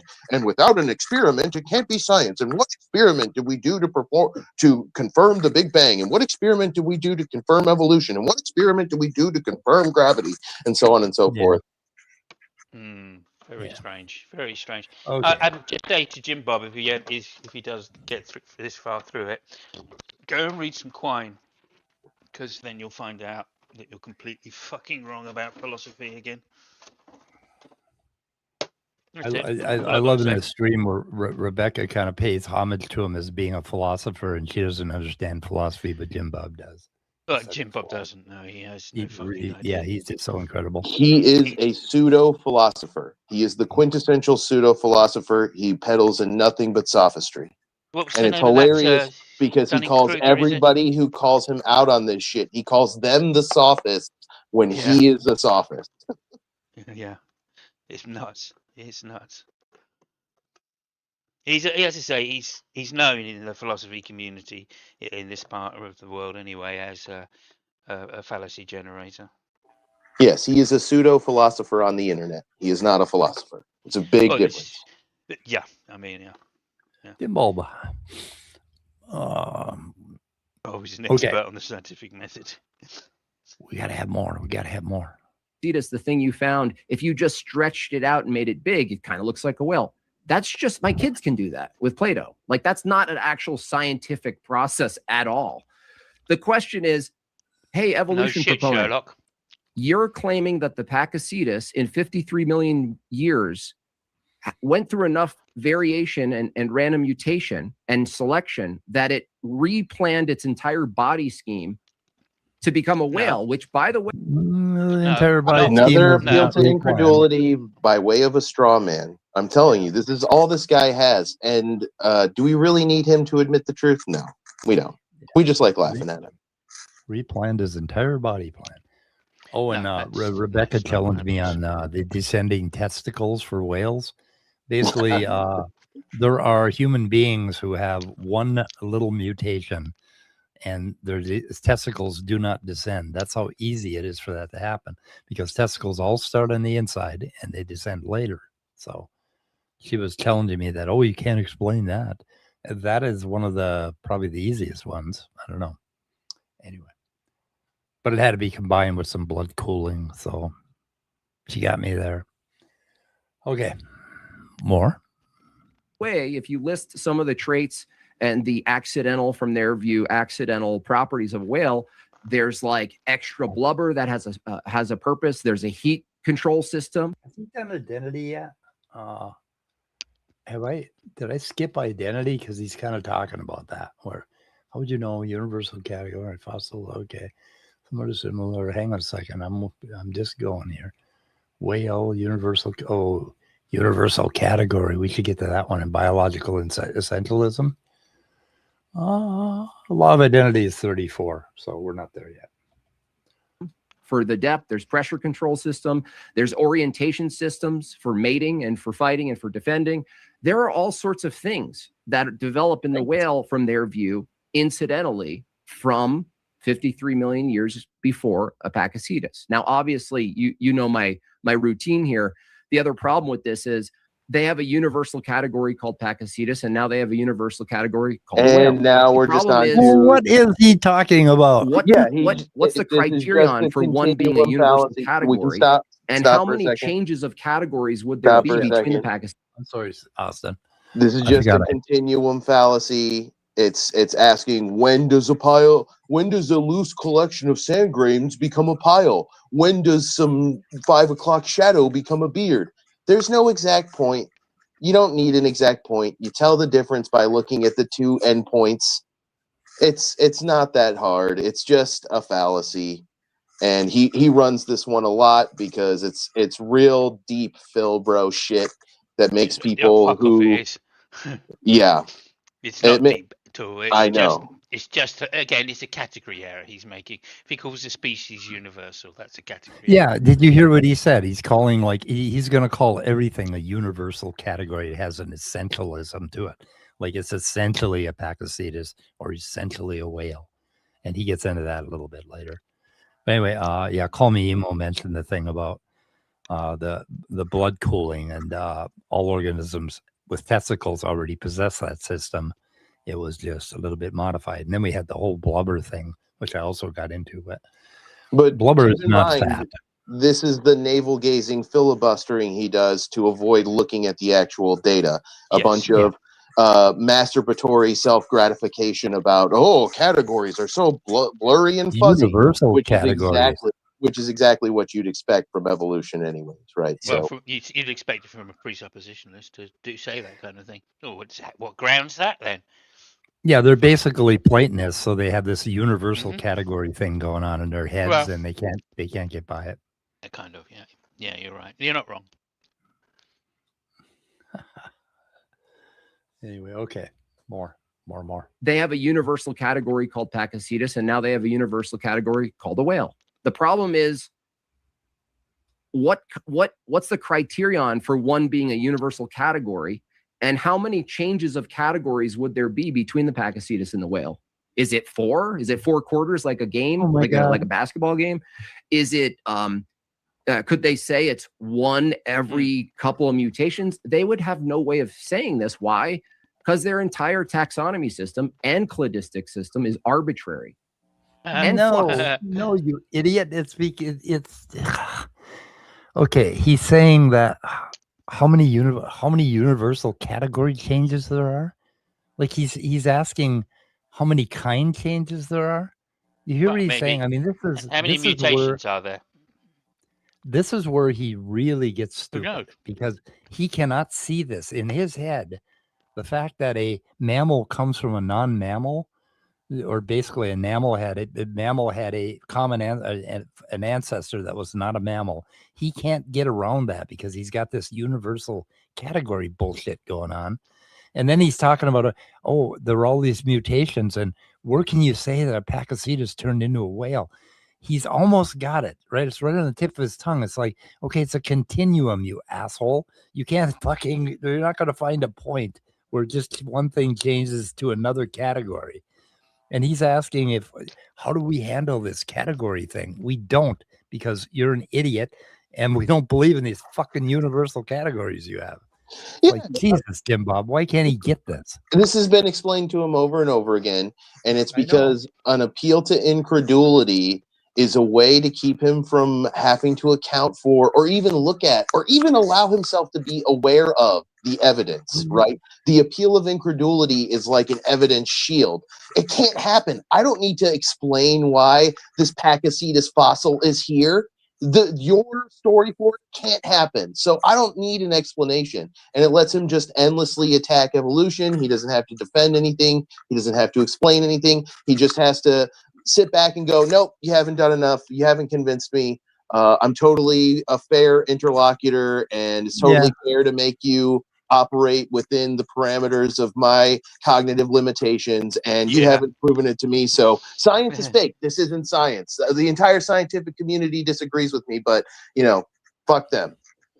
Also, the weird thing is, I mean, this is what I find interesting, and I'm not, biological. I know very little about biology, but what I do know is that the theory of evolution it predicts, right, that species will change, right, over time. That's it, right? So species, like, you only have to look at dogs, right, with artificial selection. They change, right? They've changed from a wolf to a fucking chihuahua. Okay, that is a change, right? So we're calling a chihuahua universal. How does that make any sense to say anything in evolution is universal, except for the one thing that is common amongst all of it, which is ancestry, right? Maybe you could call that universal. But even then, if life is evolved elsewhere on another planet, somewhere on the other side of the fucking galaxy, right, then who's to say that it's using the same chemicals to do that? Because that would have to be that if you were going to call it universal. So it doesn't make sense to use the word universal in relation to evolution. Just doesn't make sense. And the fact that he's doing that and trying to use that as an external critique just shows that neither does he understand the word universal philosophically, neither does he understand the science of evolution. And yet he's smashing those two things together and then going, you see, gotta be wrong. Unbelievable amount of ignorance on display. Sydney, you're exactly right. Andrew, you're exactly right. Several of you are making comments that, and Laborious Cretan, I look, you have to treat these guys like they're going to gaslight the shit out of you, because they are. Yeah. That's what science deniers have to do. They have to gaslight you. So employ a reverse gaslighting strategy. Stay calm while they get emotional. Question their version instead of explaining yours. Stop needing them to admit the truth. Point out all of their manipulation and force them to sit in their contradictions. Broadly, that's what you need to do. And you can use specific strategies like the ones you guys are talking about when you're implementing that. But those are the broad goals. And it sucks. We want them to admit the truth. We really want them to stop ruining people's lives with anti-science bullshit. But they're just not going to. And we think we can explain our way into being understood by them, but we just can't. So what you really need to do is defend the audience, and reversing their gaslighting is how you do that. So okay, we're right up against his biological essentialism bookmark here. Okay, so let it run. Yeah, let it rip. Okay, now this brings up something that I wanted to ask you about. And keep in mind, I haven't studied philosophy, so I'm not very versed in this. So can you talk and explain like Sure. what you Makes mean two of when them. you say universals and Okay. particulars and that Sure. kind of thing?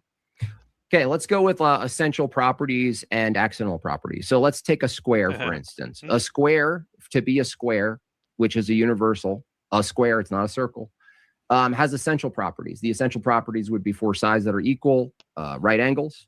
And what would be accidental properties? And in this case, we're not saying accidental like a process, like, oh, what an accident. It's just the accent essentially of the essential, which is the size of the square could be different. It doesn't change that it's a square. It's still a square.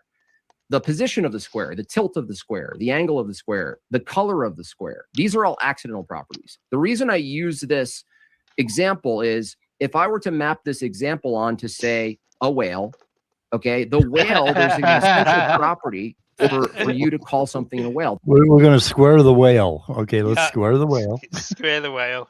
Okay. Square the whale. There's a set of properties for it to be a whale.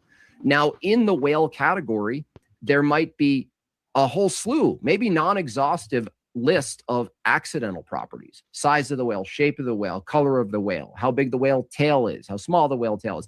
These things can vary, right? We don't deny, the stupid people don't deny the variation of essentials categories, the variation of the particulars in the essential categories. But the problem is evolution says with enough changes in the accidental properties, color, size, right? The essential changes. That means that the in the example of the square, that means with enough changes of color and size to the square will eventually change itself and no longer into a circle. So that's his understanding of this thing. And actually, you could change a square into a circle, basically, or a polygon, right? You keep adding sides, and then you go out to infinity, and you got a circle, right? That's kind of true. Yeah, it is true mathematically. Yeah, absolutely. A circle has infinite sides. Yeah. But you can't square the circle, of course, in that way. But you can, like, just lengthen 2 sides, and it becomes a rectangle. You can what? There you go. You can lengthen 2 sides, right? It becomes a rectangle.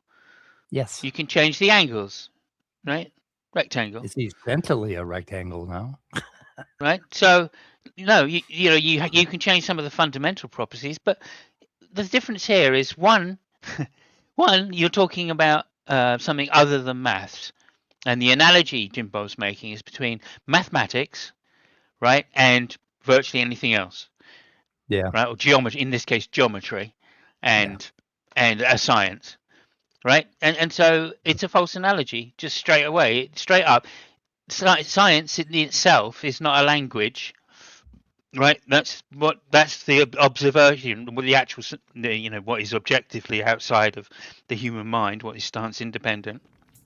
Basically, JimBob is using these universal versus, I forget whatever the other category is, inappropriately. And just a quick Google search will tell you that.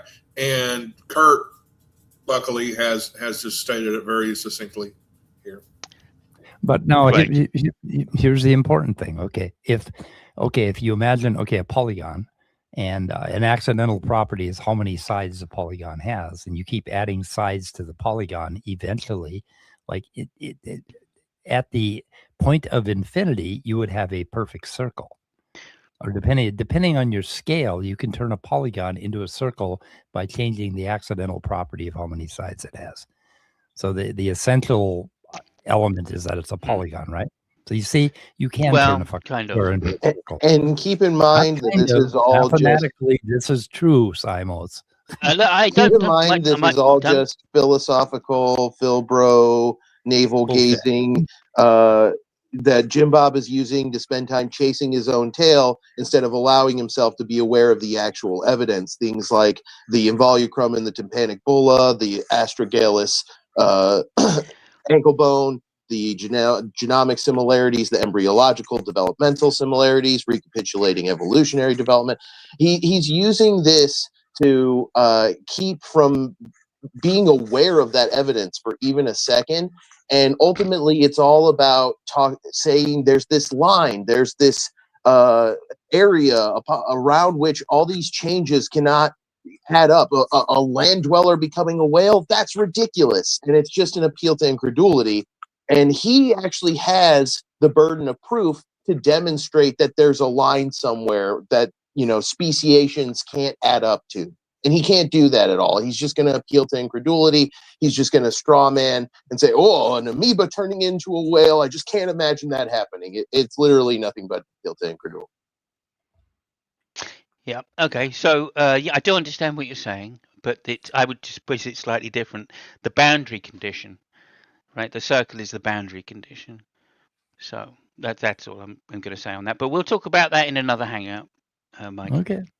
I do understand. My father told me the same thing when I was about 12. And you rejected his information when he was trying to, No, I didn't reject it. I understood. I tried to understand what he was talking about. Okay. And then I came back to him and pointed out that it was a boundary condition. Okay, yes. But the point is that what these people don't understand is they don't understand the specifics of how things change in a population and organisms, how one thing can change into another over many, many generations. They don't see the fine points because they can't imagine that there could be a way to have fine points right in this process. And it's the same thing with my example for a circle. They can't imagine how a square could turn into a circle. But if you actually explain the evolutionary biology and embryology about how organisms are, how they are created from zygotes, you start to understand how these things can happen in very tiny steps, right? And they constantly tell us that we never tell them what the mechanism is or how it happens, right? And when you start to tell him, he'll pull something like this out of his ass. Yeah. Because his voice is voice activated. and he can't listen long enough. And Rebekah's the same way. She can't listen. Oh, that's just a story. It's like, well, there's a big fucking story here. Every single organism that's alive today, it's a system. It's a complete system, right? And inside this system, there's all these moving parts, and every single organism is different from every other organism on the planet and in history, right? It's a different thing. And you have to understand how systems work, and they don't. And then you understand natural selection when you understand system thinking for biology. But I digress. Someday we'll get a little more serious than we're going to get tonight. That's a good point. Well, they won't give us fucking time to actually start talking about how these things evolve, so we never do. And then they make fun of us because we don't, but they won't let us open our mouths without, activating their voice. So yeah, I mean, this is one of the issues I have with what Bangburn says, Trevor says is low. What does he call it?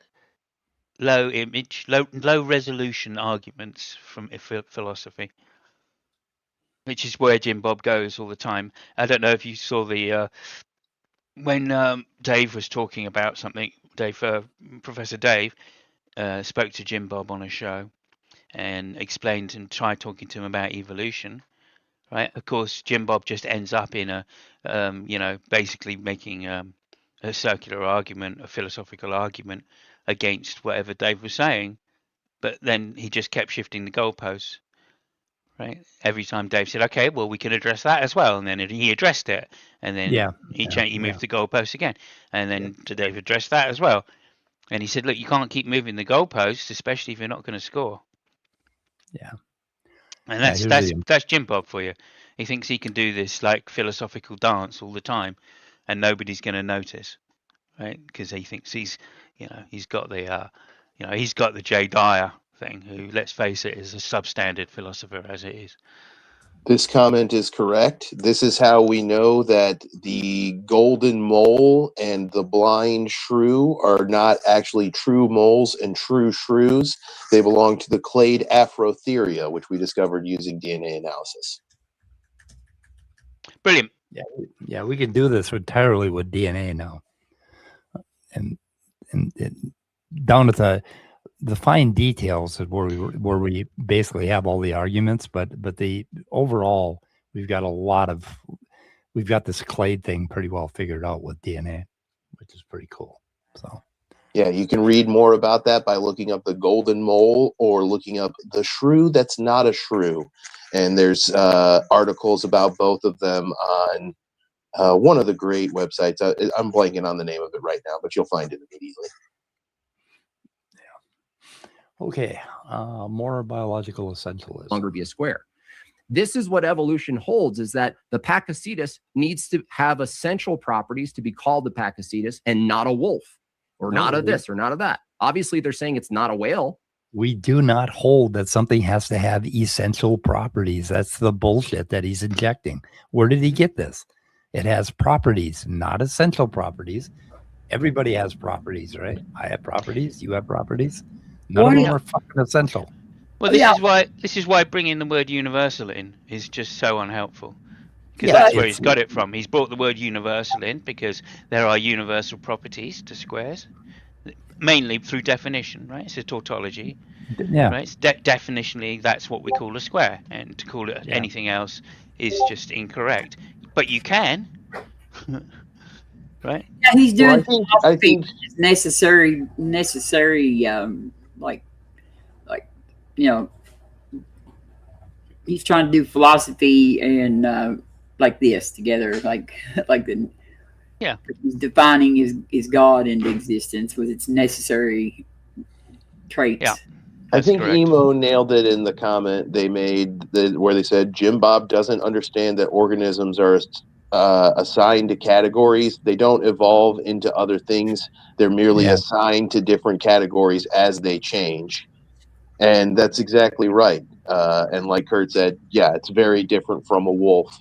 And we know it's different from a wolf. We know its ancestors were different from a wolf because a wolf's a carnivoran, and its ancestors were artiodactyl, even-toed, ungulate, quadrupedal land mammals. So there were similarities, but big differences.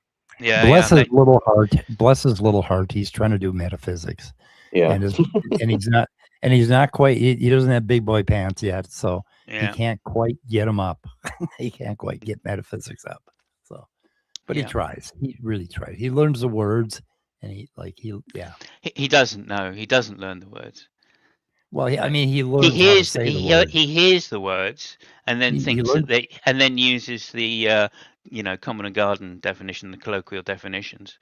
He hasn't learned the definitions in philosophy. Yeah, he still doesn't even know the definition of evolution. He still doesn't know the definition of logic. Yeah. Right. I mean, there you go.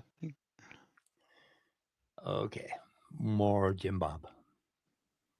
They might say, I've had someone bite the bullet and say the whale is actually a Pakicetus, which demonstrates the problem of these categories. Oh my good God! You don't know how to. Idiot. Oh Jesus Christ!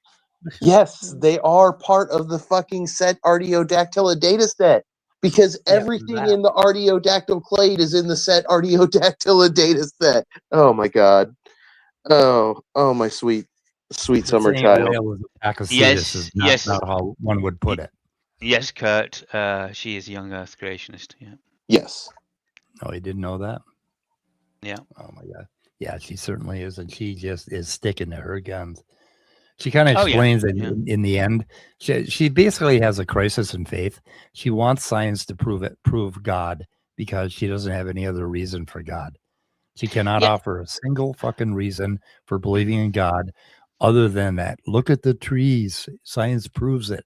So this is a really desperate thing for her. It would shatter her. She's even said, I think, that if evolution were true, she wouldn't believe in God. So, yeah, I think she has. So. Yeah. But like, also, I've always felt sorry for this lady because, you can see, when I've interacted with her, this is years ago now. I always thought, well, she's got a heart of gold, really. She doesn't want to call anybody bad or wrong or anything like that. She really is, an ideal Christian in that she's got, peace in her mind. And, oh my goodness! Hang on, I'm just pointing it out. Don't worry, I'll get there. And she really is kind like that. But that kind of isolates her from most of the Christians, especially most of the young Earth creationists, because they don't They don't think gay people should be, they think gay people should be stoned to death. She doesn't. They don't Right. care about the tiny slice of empathy she has. They're happy to gobble her nonsense up and regurgitate it so that they don't have to concede to an atheist, godless evolutionist that science proved their scripture wrong. Like, I think you're overestimating her a little bit. But no. I'm not. You should Because how mean she was to Mike the other day on stream. Like, she was like so mean to Mike and Austin.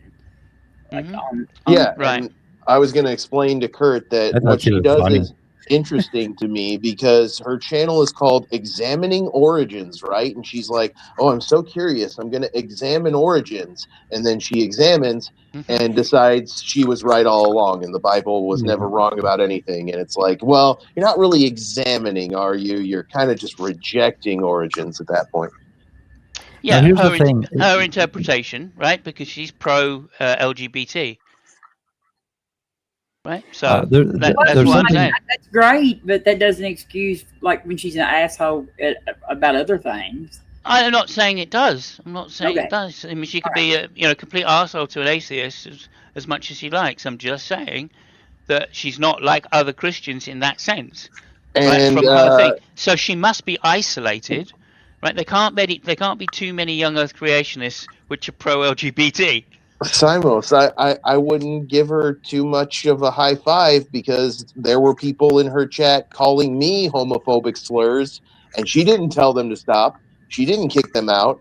So I wouldn't be too cavalier on saying that she's all that great on gay rights and advocacy and fellowship. I don't kick people out of my chat that disagree.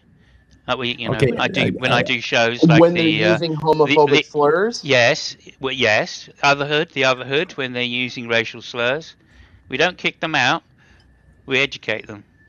Yeah, but there's something I want to point out here.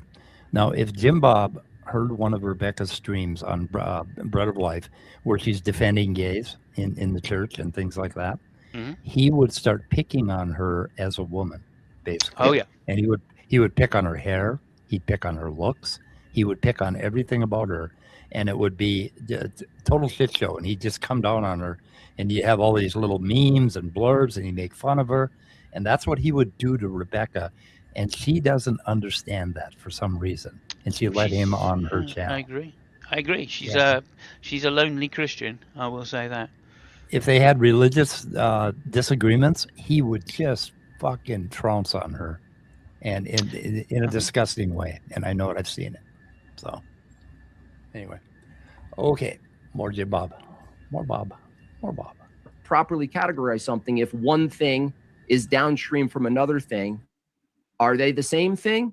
Are they not the same thing? Okay. What?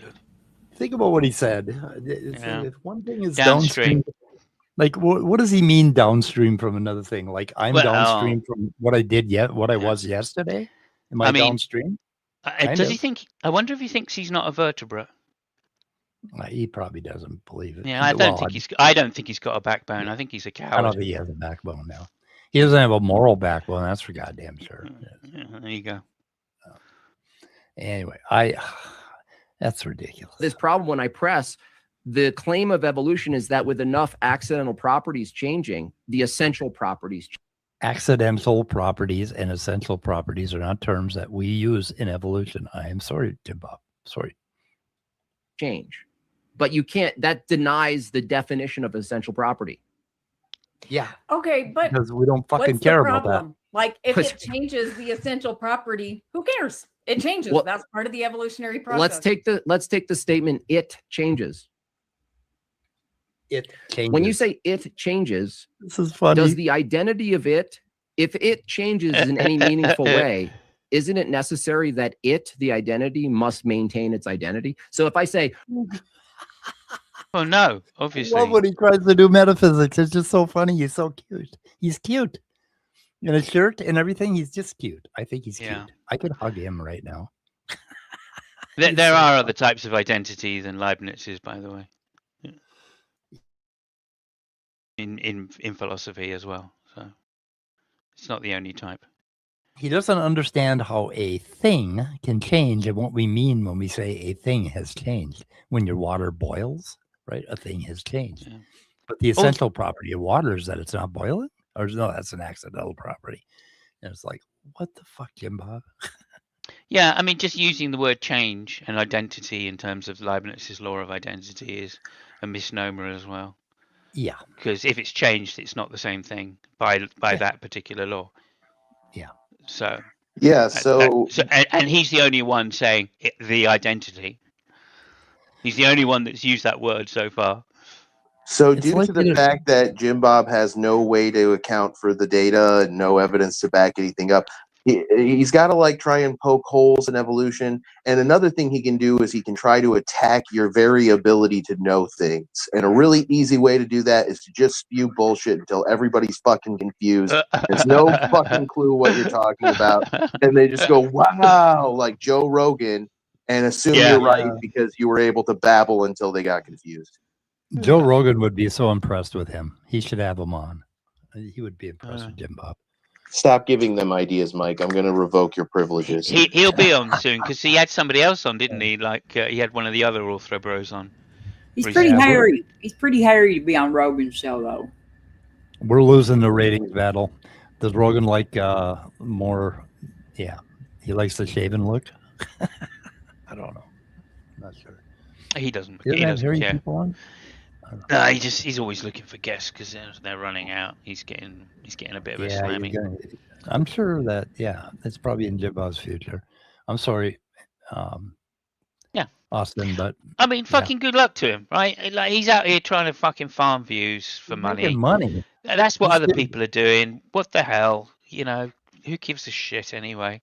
Yeah. Right. The point is there are going to be videos like this and like Dave Farina's, right, showing that he's a complete idiot and he knows fuck all, like Thoughtology, right, that show just literally just critique his philosophy, right, and show that what an idiot he is, that he doesn't even understand the most basic points. He even gets Aristotle wrong, right? Yeah, JimBob has he's adopted the Charlie Kirk business model, which is you have debates with people and then you clip little bits of those debate out of context and you use those as rage bait, or you use them as a way of mocking your interlocutors and making them look silly. You take them out of context, and it gets lots of views and it gets all kinds of engagement, and it's basically bullying, and other bullying fuckheads gather around. They're like, I like the way you be a bullying fuckhead. I'm gonna learn some bullying fuckhead techniques from you. Duh, here's money, asshole. Yeah. He's got a lot of. I mean, I really respect his ability to make money and his talent, at animation and all that stuff. I mean, he knows what he's doing. He's just grifting. I mean, but I think so. Yeah. And good luck to him in that respect, right? I just think, there are, somebody that's clearly has some talent, right? I don't know about his music because I have not heard it, but I'm assuming that he's competent. I'm assuming he's competent. Yeah. Although with that many acoustic guitars, I'm not sure. But he's good at playing folk. He knows how to put a chord progression together. Folk, okay. Enough said. Oh my god, you just made me laugh so much there. Okay, yeah. So he can play folk music. Well, that is okay. He can draw. He's talented at drawing. So I'm not. He could easily just animate other people's, like, I don't know, phrases, arguments, etc. That people, experts that do know what they're talking about, and he could animate them and actually make quite a bit of money off it as well. Right? Does anybody know what an evotord is? Evotord. So they're literally just taking an ableist. They're taking an ableist slur for people with neurodivergent brain types. So people who are autistic or have Down syndrome or other neurodivergency, right? And he's combining it with evolution to imply that people who aren't science-denying fuckwits like him have a mental disorder or they're deformed or some shit. He's literally like dehumanizing us, basically. But he's afraid to use the slur because he's insulting. Yeah, and he's insulting every person who isn't exactly the neurotypical non-existent norm that he thinks exists. Yeah, he's got a video named that. I was just wondering what the fuck that meant or what that was about. Yeah, but we all kind know of figured that was it. 1/8 penis. Has he said that? Has he? Oh, well. He's bragged about it so much. He's got a nub. Like I don't know. Like I mean, I know I don't live in America. I've got the privilege of living in Europe. You are un-American. Yeah, I am very un-American, I'm afraid. But I am pro-American, but I'm just not very American. But so we over here we've now got religion below 50% of the population, and it makes a huge difference when it comes to science recognition. Really, you guys are less than 50, eh? Yeah. Quite recently as well. I think it's 41% of the population say they hold some kind of faith, and Church of England is down to single. Australia's headed that way too. Well, kind of, yeah. Apart from a couple of states, but yeah. But the point I'm making here is that I, from my perspective, all of this stuff that they talk about, all the apologist stuff, we're highlighted because we're in this particular community, and it's really not as bad out there as you think it might be. I know that doesn't sound right, but science wins in the end, realistically, because people want to lead productive lives. They want to have children, and they want to be productive. And the only way to do that in a modern world is to have the scientific outlook. If you go in and you go, oh, okay, I'm going to get this job on my networking because the boss is a Christian, right? You're probably going to end up in a company that's going to fail. Yeah. So what's interesting? I love your optimism. Yeah, I know. But evolution will do the job, right? Darwin is correct. I just visited my hometown, and there used to be 4 churches in that little town of about 800 people, and now there are 0. They've all been either torn down or turned into businesses. And then the adjacent towns that are a little bit bigger, the churches are dying like flies. It's amazing. You would have trouble finding a church that's open.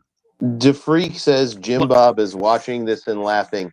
DeFreak, flat earthers watched Artemis 2 and laughed at that. Of course, a science-denying idiot is braying with moronic laughter at the very thing that proves his entire ludicrous, idiotic worldview wrong. It's called nervous energy. It's got to be expelled somehow. Well, that's what SNATA is about, is laughing and having fun. That's what we're doing. So we've accomplished our goal.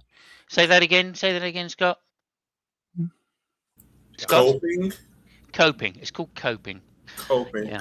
And I will just say one final thing on the point I was making, which is, you really need to start taxing your churches.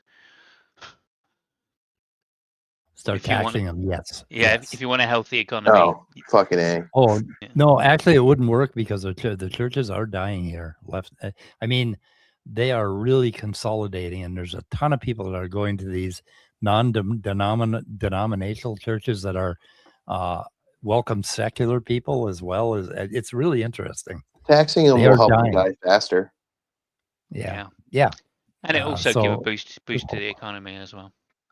Yeah, you'd be surprised how much money gets given to the church. And the entire supposition upon which not taxing churches was founded, that they're not allowed to influence government, is just obvious bullshit. Anyways, they put their thumb on the scale.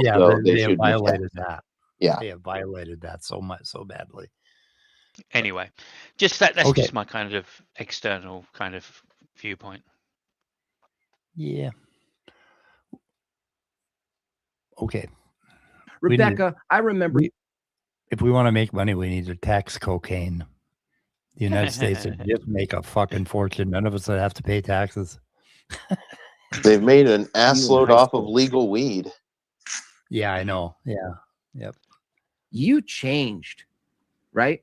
There would still be the identity, Rebekah. You'd still be a category of a human, right? Oh my God! What that would mean? There. The only meaningful way All of right, saying so that would now be he's he appealing doesn't to get how now things he's work in the world. now he's appealing to the hard problem of consciousness and saying, look, you still consider yourself Rebekah. But that just completely ignores the fact of, like the second law, of course, where no, lots and lots of your body is changing. You're replacing atoms constantly through your lifetime. Although obviously the brain is probably one of the least resistant to, is one of the most resistant to the changing of atoms. Those neurons will often last a long, long time. But that doesn't mean that the identity of the person doesn't change. I don't know if JimBob's aware of this, but when he was, I don't know, 5, he probably laughed at farting all the time. He probably doesn't laugh at farting all the time now. He's changed. Yeah, he's changed. Is he still JimBob? I bet he still does. It's not the 5-year-old JimBob, is he? That's changed. His mind has literally changed. His sense of humour has literally changed. So it's just another stupid argument to say your identity, because you're called your name and you still call yourself your name. That means that hasn't that's not changed, does it? Yeah, but you have. Your personality has changed. I don't know if you were ever addicted to alcohol, JimBob. Some people do get that, and then they change and they stop being addicted to alcohol, or smoking weed, or many other taking drugs of many types, or they change. They were a Christian at one point, they were an atheist at one point, and they change. Right? So no, the idea that your mind is just an identity which never changes is fucking stupid. Go back to Kurt's comment, if you would. Kurt, where's Kurt? He talks to people who actually know things. Yeah, not only does he do this, a lot of the times when the people who know things are talking, he's playing sound effects and memes and stuff over them so that his audience doesn't hear them explaining how he's wrong. You know, that all they hear is a loud, dramatic violin playing sad sounding music. And it signals to his audience, oh, look at this dumb expert. Look at this person who actually went to school and wasted all of his money to learn about evolution when he could have just come to my YouTube channel and found out that the penis disproves evolution. Didn't you fucking know it, moron? Okay. Or JimBob? Or Bob? Your accidental properties change. You couldn't possibly say you changed and meant you're no longer human, or you changed and you're no longer, I don't know, seems relevant, a woman. Oh, there he goes. Now you see the relationship between, on the edge. I'm not going to get into that, but I just want to point out that the nominalistic nature of the philosophy of evolution is very ever present in the philosophy of all this gender stuff that's going on. It's the denial of an essential property that makes something what it is, mighty upset, with the assumption that it could change based on name. Now, you have talked about this as a kind of devastating problem for evolution. So she just rolled over that one. Yeah, of course she did. She doesn't want to piss him off. They've got, how long have they got left? They got another hour or some shit. More than that, probably. Oh, they got quite a bit left. We are at 24 minutes. I'm sorry to say. Yeah, I'm thinking that we've kind of heard enough by now. But anyway, 2 hours. Yeah, we're just about done. I don't know. Yeah. Anyway, let's just hear what her response to gender being a social construct is. She's not going to mention it again, so there we go. And I do see sort of a problem here, for categorizing, but it's really hard for me to see that this is it still feels a little trivial. Okay, so what? So she just told him that all his philosophical, metaphysical arguments are trivial, and she's not getting it. And she does this. She does this 3 times. Yeah, 3 times. But then at the very end, she says, "Oh, I'm going to have to go read up on this and think about it a little more, and then I'll get it, JimBob." Yeah, it's funny. So she just told him he's full of shit, and weirdly enough, that is exactly how Alex Malpass, Dr. Alex Malpass, described one of JimBob's arguments as well. This is just trivial nonsense. It's not even philosophical. You know what I It's mean? not Like, even. It's not right. It's not Yeah. wrong. It's just trivial. It's not even wrong, I think he said.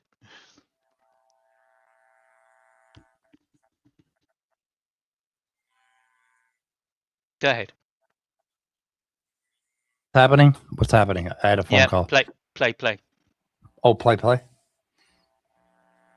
yeah, okay, this is all just Yeah, philosophical mumbo jumbo. Yeah, I know you guys don't like it because it just like you can't categorize things the way you want. But I mean, doesn't really matter. Okay, so what?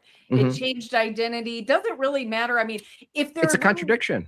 I'll tell you why. It's a contradiction, Rebekah. If you say evolution relies on the assumption of essential properties of certain things. Nobody says that. Who says that? What the fuck is Nobody.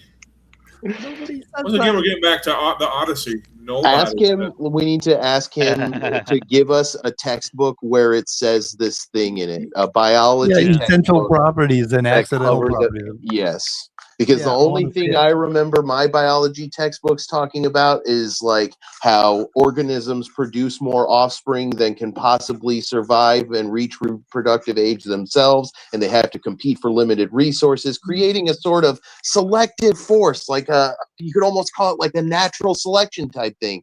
But I don't remember them ever saying anything about an essential quality changing. So that's really interesting, JimBob. Well, it has to have an essential. It has to have an essential boob quality to be a mammal. But not that he's defined that. He's not defined what he's calling essential properties in biology anyway. Like, I doubt he could, but you know. Yeah. So there is no property that's essential for a mammal to be a mammal. Yeah. Did you know it takes one or two mutations to turn a sweat gland, which goes inward, into a nipple, which goes outward? Did you know that? I didn't. Oh. Yeah. Very easy to do that eversion in embryology, basically. Yeah. So if you could possibly just give us a citation that there are essential properties used in biology, right? Certainly in evolutionary biology, then we would really appreciate that. Where that's taught, it's sounding like you're using a philosophical term, right? Specific definition, philosophical definition of the word essential, and you're applying it to a different category of science, right? So okay, so there's no property that's essential for a mammal to be a mammal. You guys are legitimately retarded. The essential property that's essential for what are you saying, JimBob? He's saying, I don't understand that organisms evolve into things and that we then categorize the things that they evolved into. And I'm an idiot, basically. Yeah. He doesn't understand how categories work, how notation works, how any of that stuff. I mean, you are so limited, JimBob, in your understanding of how fucking reality works, for God's sake. How your own life works. I mean, Jesus Christ. You are not the same thing you were a second ago. You're gonna change, and then you're gonna be dead, and then you're gonna fucking turn into like a weird looking skeleton with a beard. That's it. Sorry. Anyway. Okay. I like how the freak. You can't talk about the genome of a whale unless you hold that. Oh, yeah, Robin. So I like how the freak is going to throw in his 2 cents worth. Oh. Warm blood. Okay. I don't know. Okay. There's an essential property to a whale that makes it not a whale, right? A equals A. And if you say from the evolutionary view that to talk about evolution in any meaningful way, you have to talk about an object as if it has an essential property to it. But if evolution holds that are Rebekah does bring up platypus later on. So, yeah, or he does. Somebody does. I don't know. I don't know how these properties are conferred through a probabilistic mechanism, right? Yeah. Through gene mutation. So I'm hard to say that they necessarily have any future properties. I mean, Yeah. that's just wrong. They're all accidental in that way, because of the nature of genetic mutation. That makes everything that gets developed through evolution accidental. Right? The point you're pointing to is saying natural selection, which is only a sieve. Really, is a sieve of the genetic mutations through a population. So Yeah. you just don't. You're just not. You're straw manning evolution, and you're trying to say, look, these properties, right, which are, strictly modal anyway, right? So necessity, it's not really the best way to talk about it anyway, through these type of properties. But essentially, they're all accidental in that case, except for the idea that through the genome, they're all connected. That's the only one thing that I can think of which is essential to the theory of evolution. Look what he said out loud. So then whales don't actually exist. Lol, laughing out loud. It's like, you're so cute, JimBob. You're just a common term anyway. They're not really a scientific descriptor. no, yeah. Also, clade. Also, it's ironic that you're describing, these properties with words which don't exist. Right? Accidental properties. That's just the language. That's a philosophical language. Yeah. They don't exist in the real world. They're purely concepts. What is the essential property of being in my family, a Bruzenak? I don't know what the essential property is, and does that change? And if it changes, then there can be no such thing. I don't know what the hell you're thinking, JimBob. You need to read an actual book on metaphysics and actually understand what the fuck they're talking about. Yeah, I mean, I guess you could say, right, that a whale is a whale because it's defined that way. But it's just a tautology in that case, if you want to use that. So great, that's an essential property, I suppose, something that's a tautology because it's literally defined that way. This goes right into how they think of kind. There's this intuition of what a cat kind is and how it's different than a dog kind. But when you actually start looking at the details of the cats and dog kinds, it's really kind of spooky and kind of like, it shifts around, right? We have this intuition, and that's what he's talking about. He believes that this kind intuition is something like that God made, something tangible or essential. And he's just not getting, like, if we call something a whale, that's humans looking at something, some group of things, and basically intuitively categorizing it. That's how we do cat kinds, right? They have their little pointy ears, they have a wider face, they have a shorter nose, all that crap. It's just, oh, that's a kitty. It's like, yeah. And JimBob, if you're going to laugh at nominalism, yeah, please tell me where the number 2 exists. If you could just go and find it, right? That would be really helpful. If you could bring back the number 2, that would be really useful for everybody. He brings the number 2 every time he opens his mouth. That's the only thing that ever comes out. Number 2. Oh, good one. Contradiction. Yeah. Here we go. Oh, that's a contradiction. In your head, it is, JimBob, because your head is so preciously tiny. There's mostly there's beard about to happen. I think that's what mostly is inside your head. So there's a lot of fuzz in there, JimBob. You need to get the fuzz out. So anyway, I think Bob Dylan said that in a Playboy interview one time. Who does number 2 work for?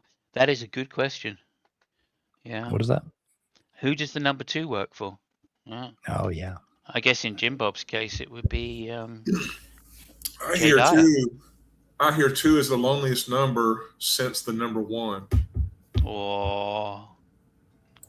His ass is jealous that his mouth evolved to be so good at dispensing bullshit. Yeah. Oh, JimBob, I will not go on your. Never mind. Look, it's your presuppositions, JimBob. Don't worry about it. If you don't understand by now that the transcendental argument is just a piece of fucking toss, then you've had it explained to you so many times. Hey guys, anybody getting tired? Yeah, the difference between hungry. necessity and possibility. That's the basic difference. And what we're saying to you is it's possibility. It's all possibility. That's what science is. Science is properties not. don't apply here, JimBob.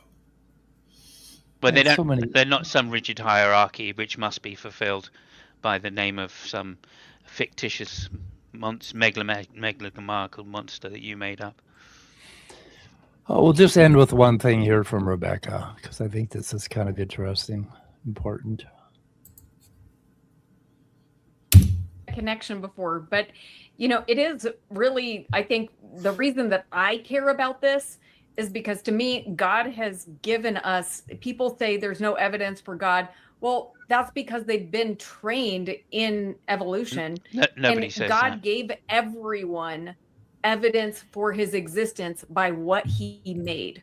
Like, you may not be able to see him. Stop it there. Stop it there. Right. Yeah. Well, let's leave it on that, because she makes a good point, right? In the fact that it's wrong. She's wrong, right? Everybody knows that there is evidence for God. I don't think anybody in our side disputes that there is evidence. It's just fucking bad evidence, right? Bad evidence, just because so many people believe in God, that is a kind of evidence for God. It's just not one worth taking seriously when you consider the expectations and the predictions that come from a theory like a hypothesis, I should say, like God exists, right? So, yeah, well done. There is, from straw manning the atheist side anyway, or at least the sensible atheist side. I'm sure some people say there's no evidence, but they just don't know what the word evidence means in that case. There's no proof of God, is the way I prefer to say it. Otherwise, I'd believe in God, and that would be it. If you could provide me some proof, that would be absolutely fantastic.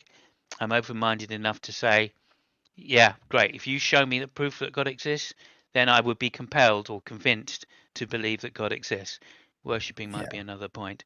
But you don't. You have to keep going on with these ideas of saying, yeah, but I'm going to give you, the impossibility of the contrary as an argument for God, the best argument for God's existence.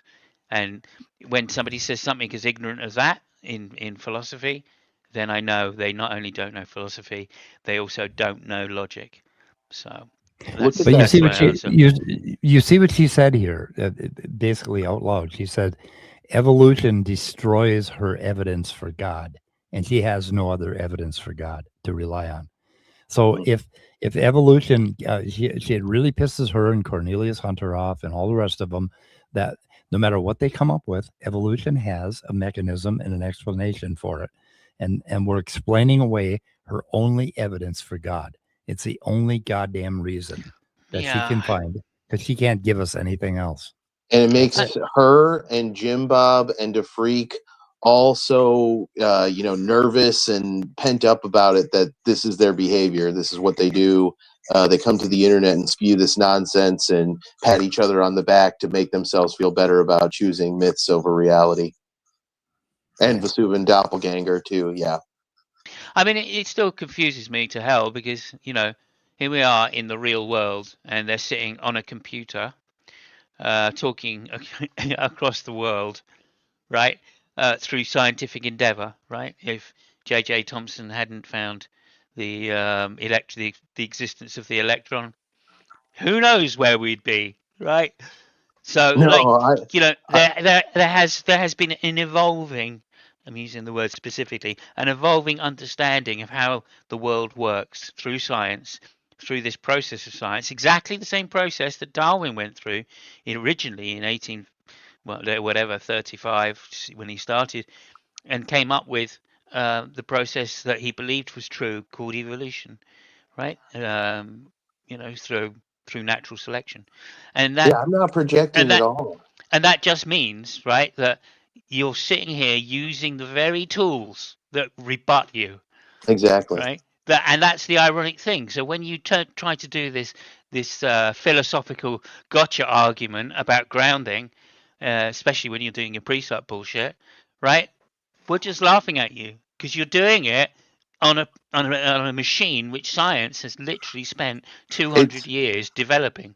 It's all the exact same types of evidence and methods that constructed that we use to construct the evolutionary model, which we use to develop medicine, which we use to develop insulin, which if anybody you care about is diabetic, they get human insulin now instead of pig insulin. This is why it's not projecting. The biologists and scientists who go to work every day and make these things happen, they're blissfully unaware that people like you even exist, spewing your tortured nonsense pointlessly into the internet to pollute the information supply and make yourself feel better about choosing myths over science.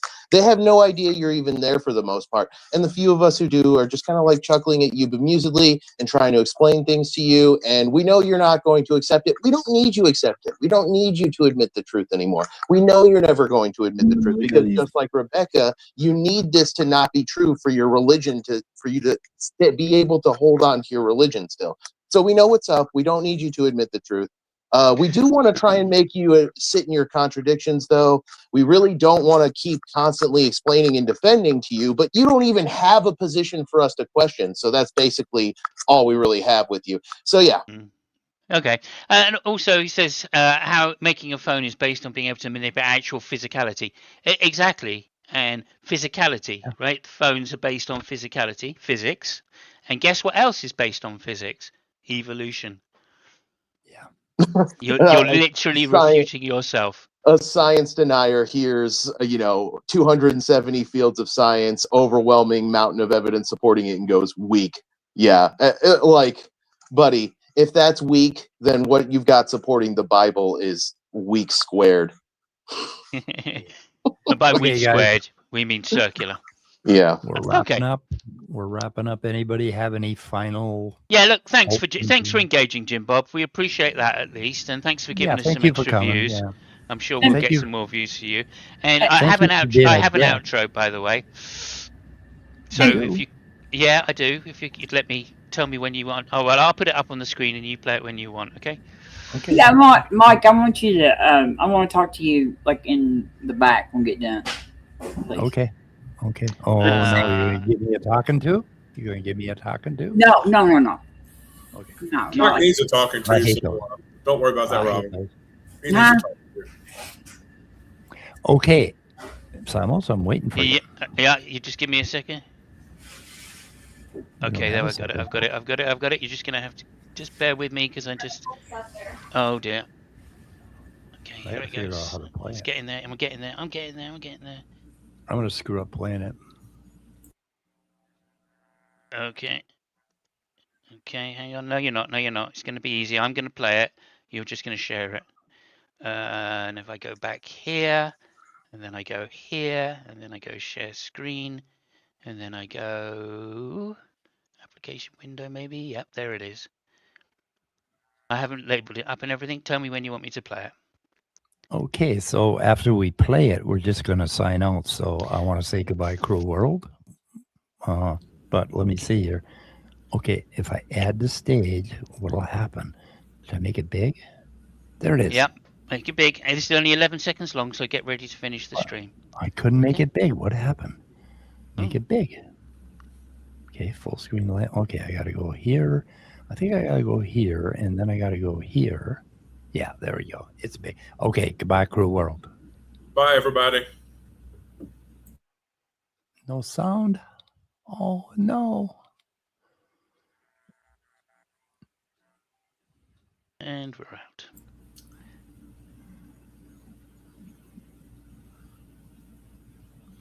Are we out?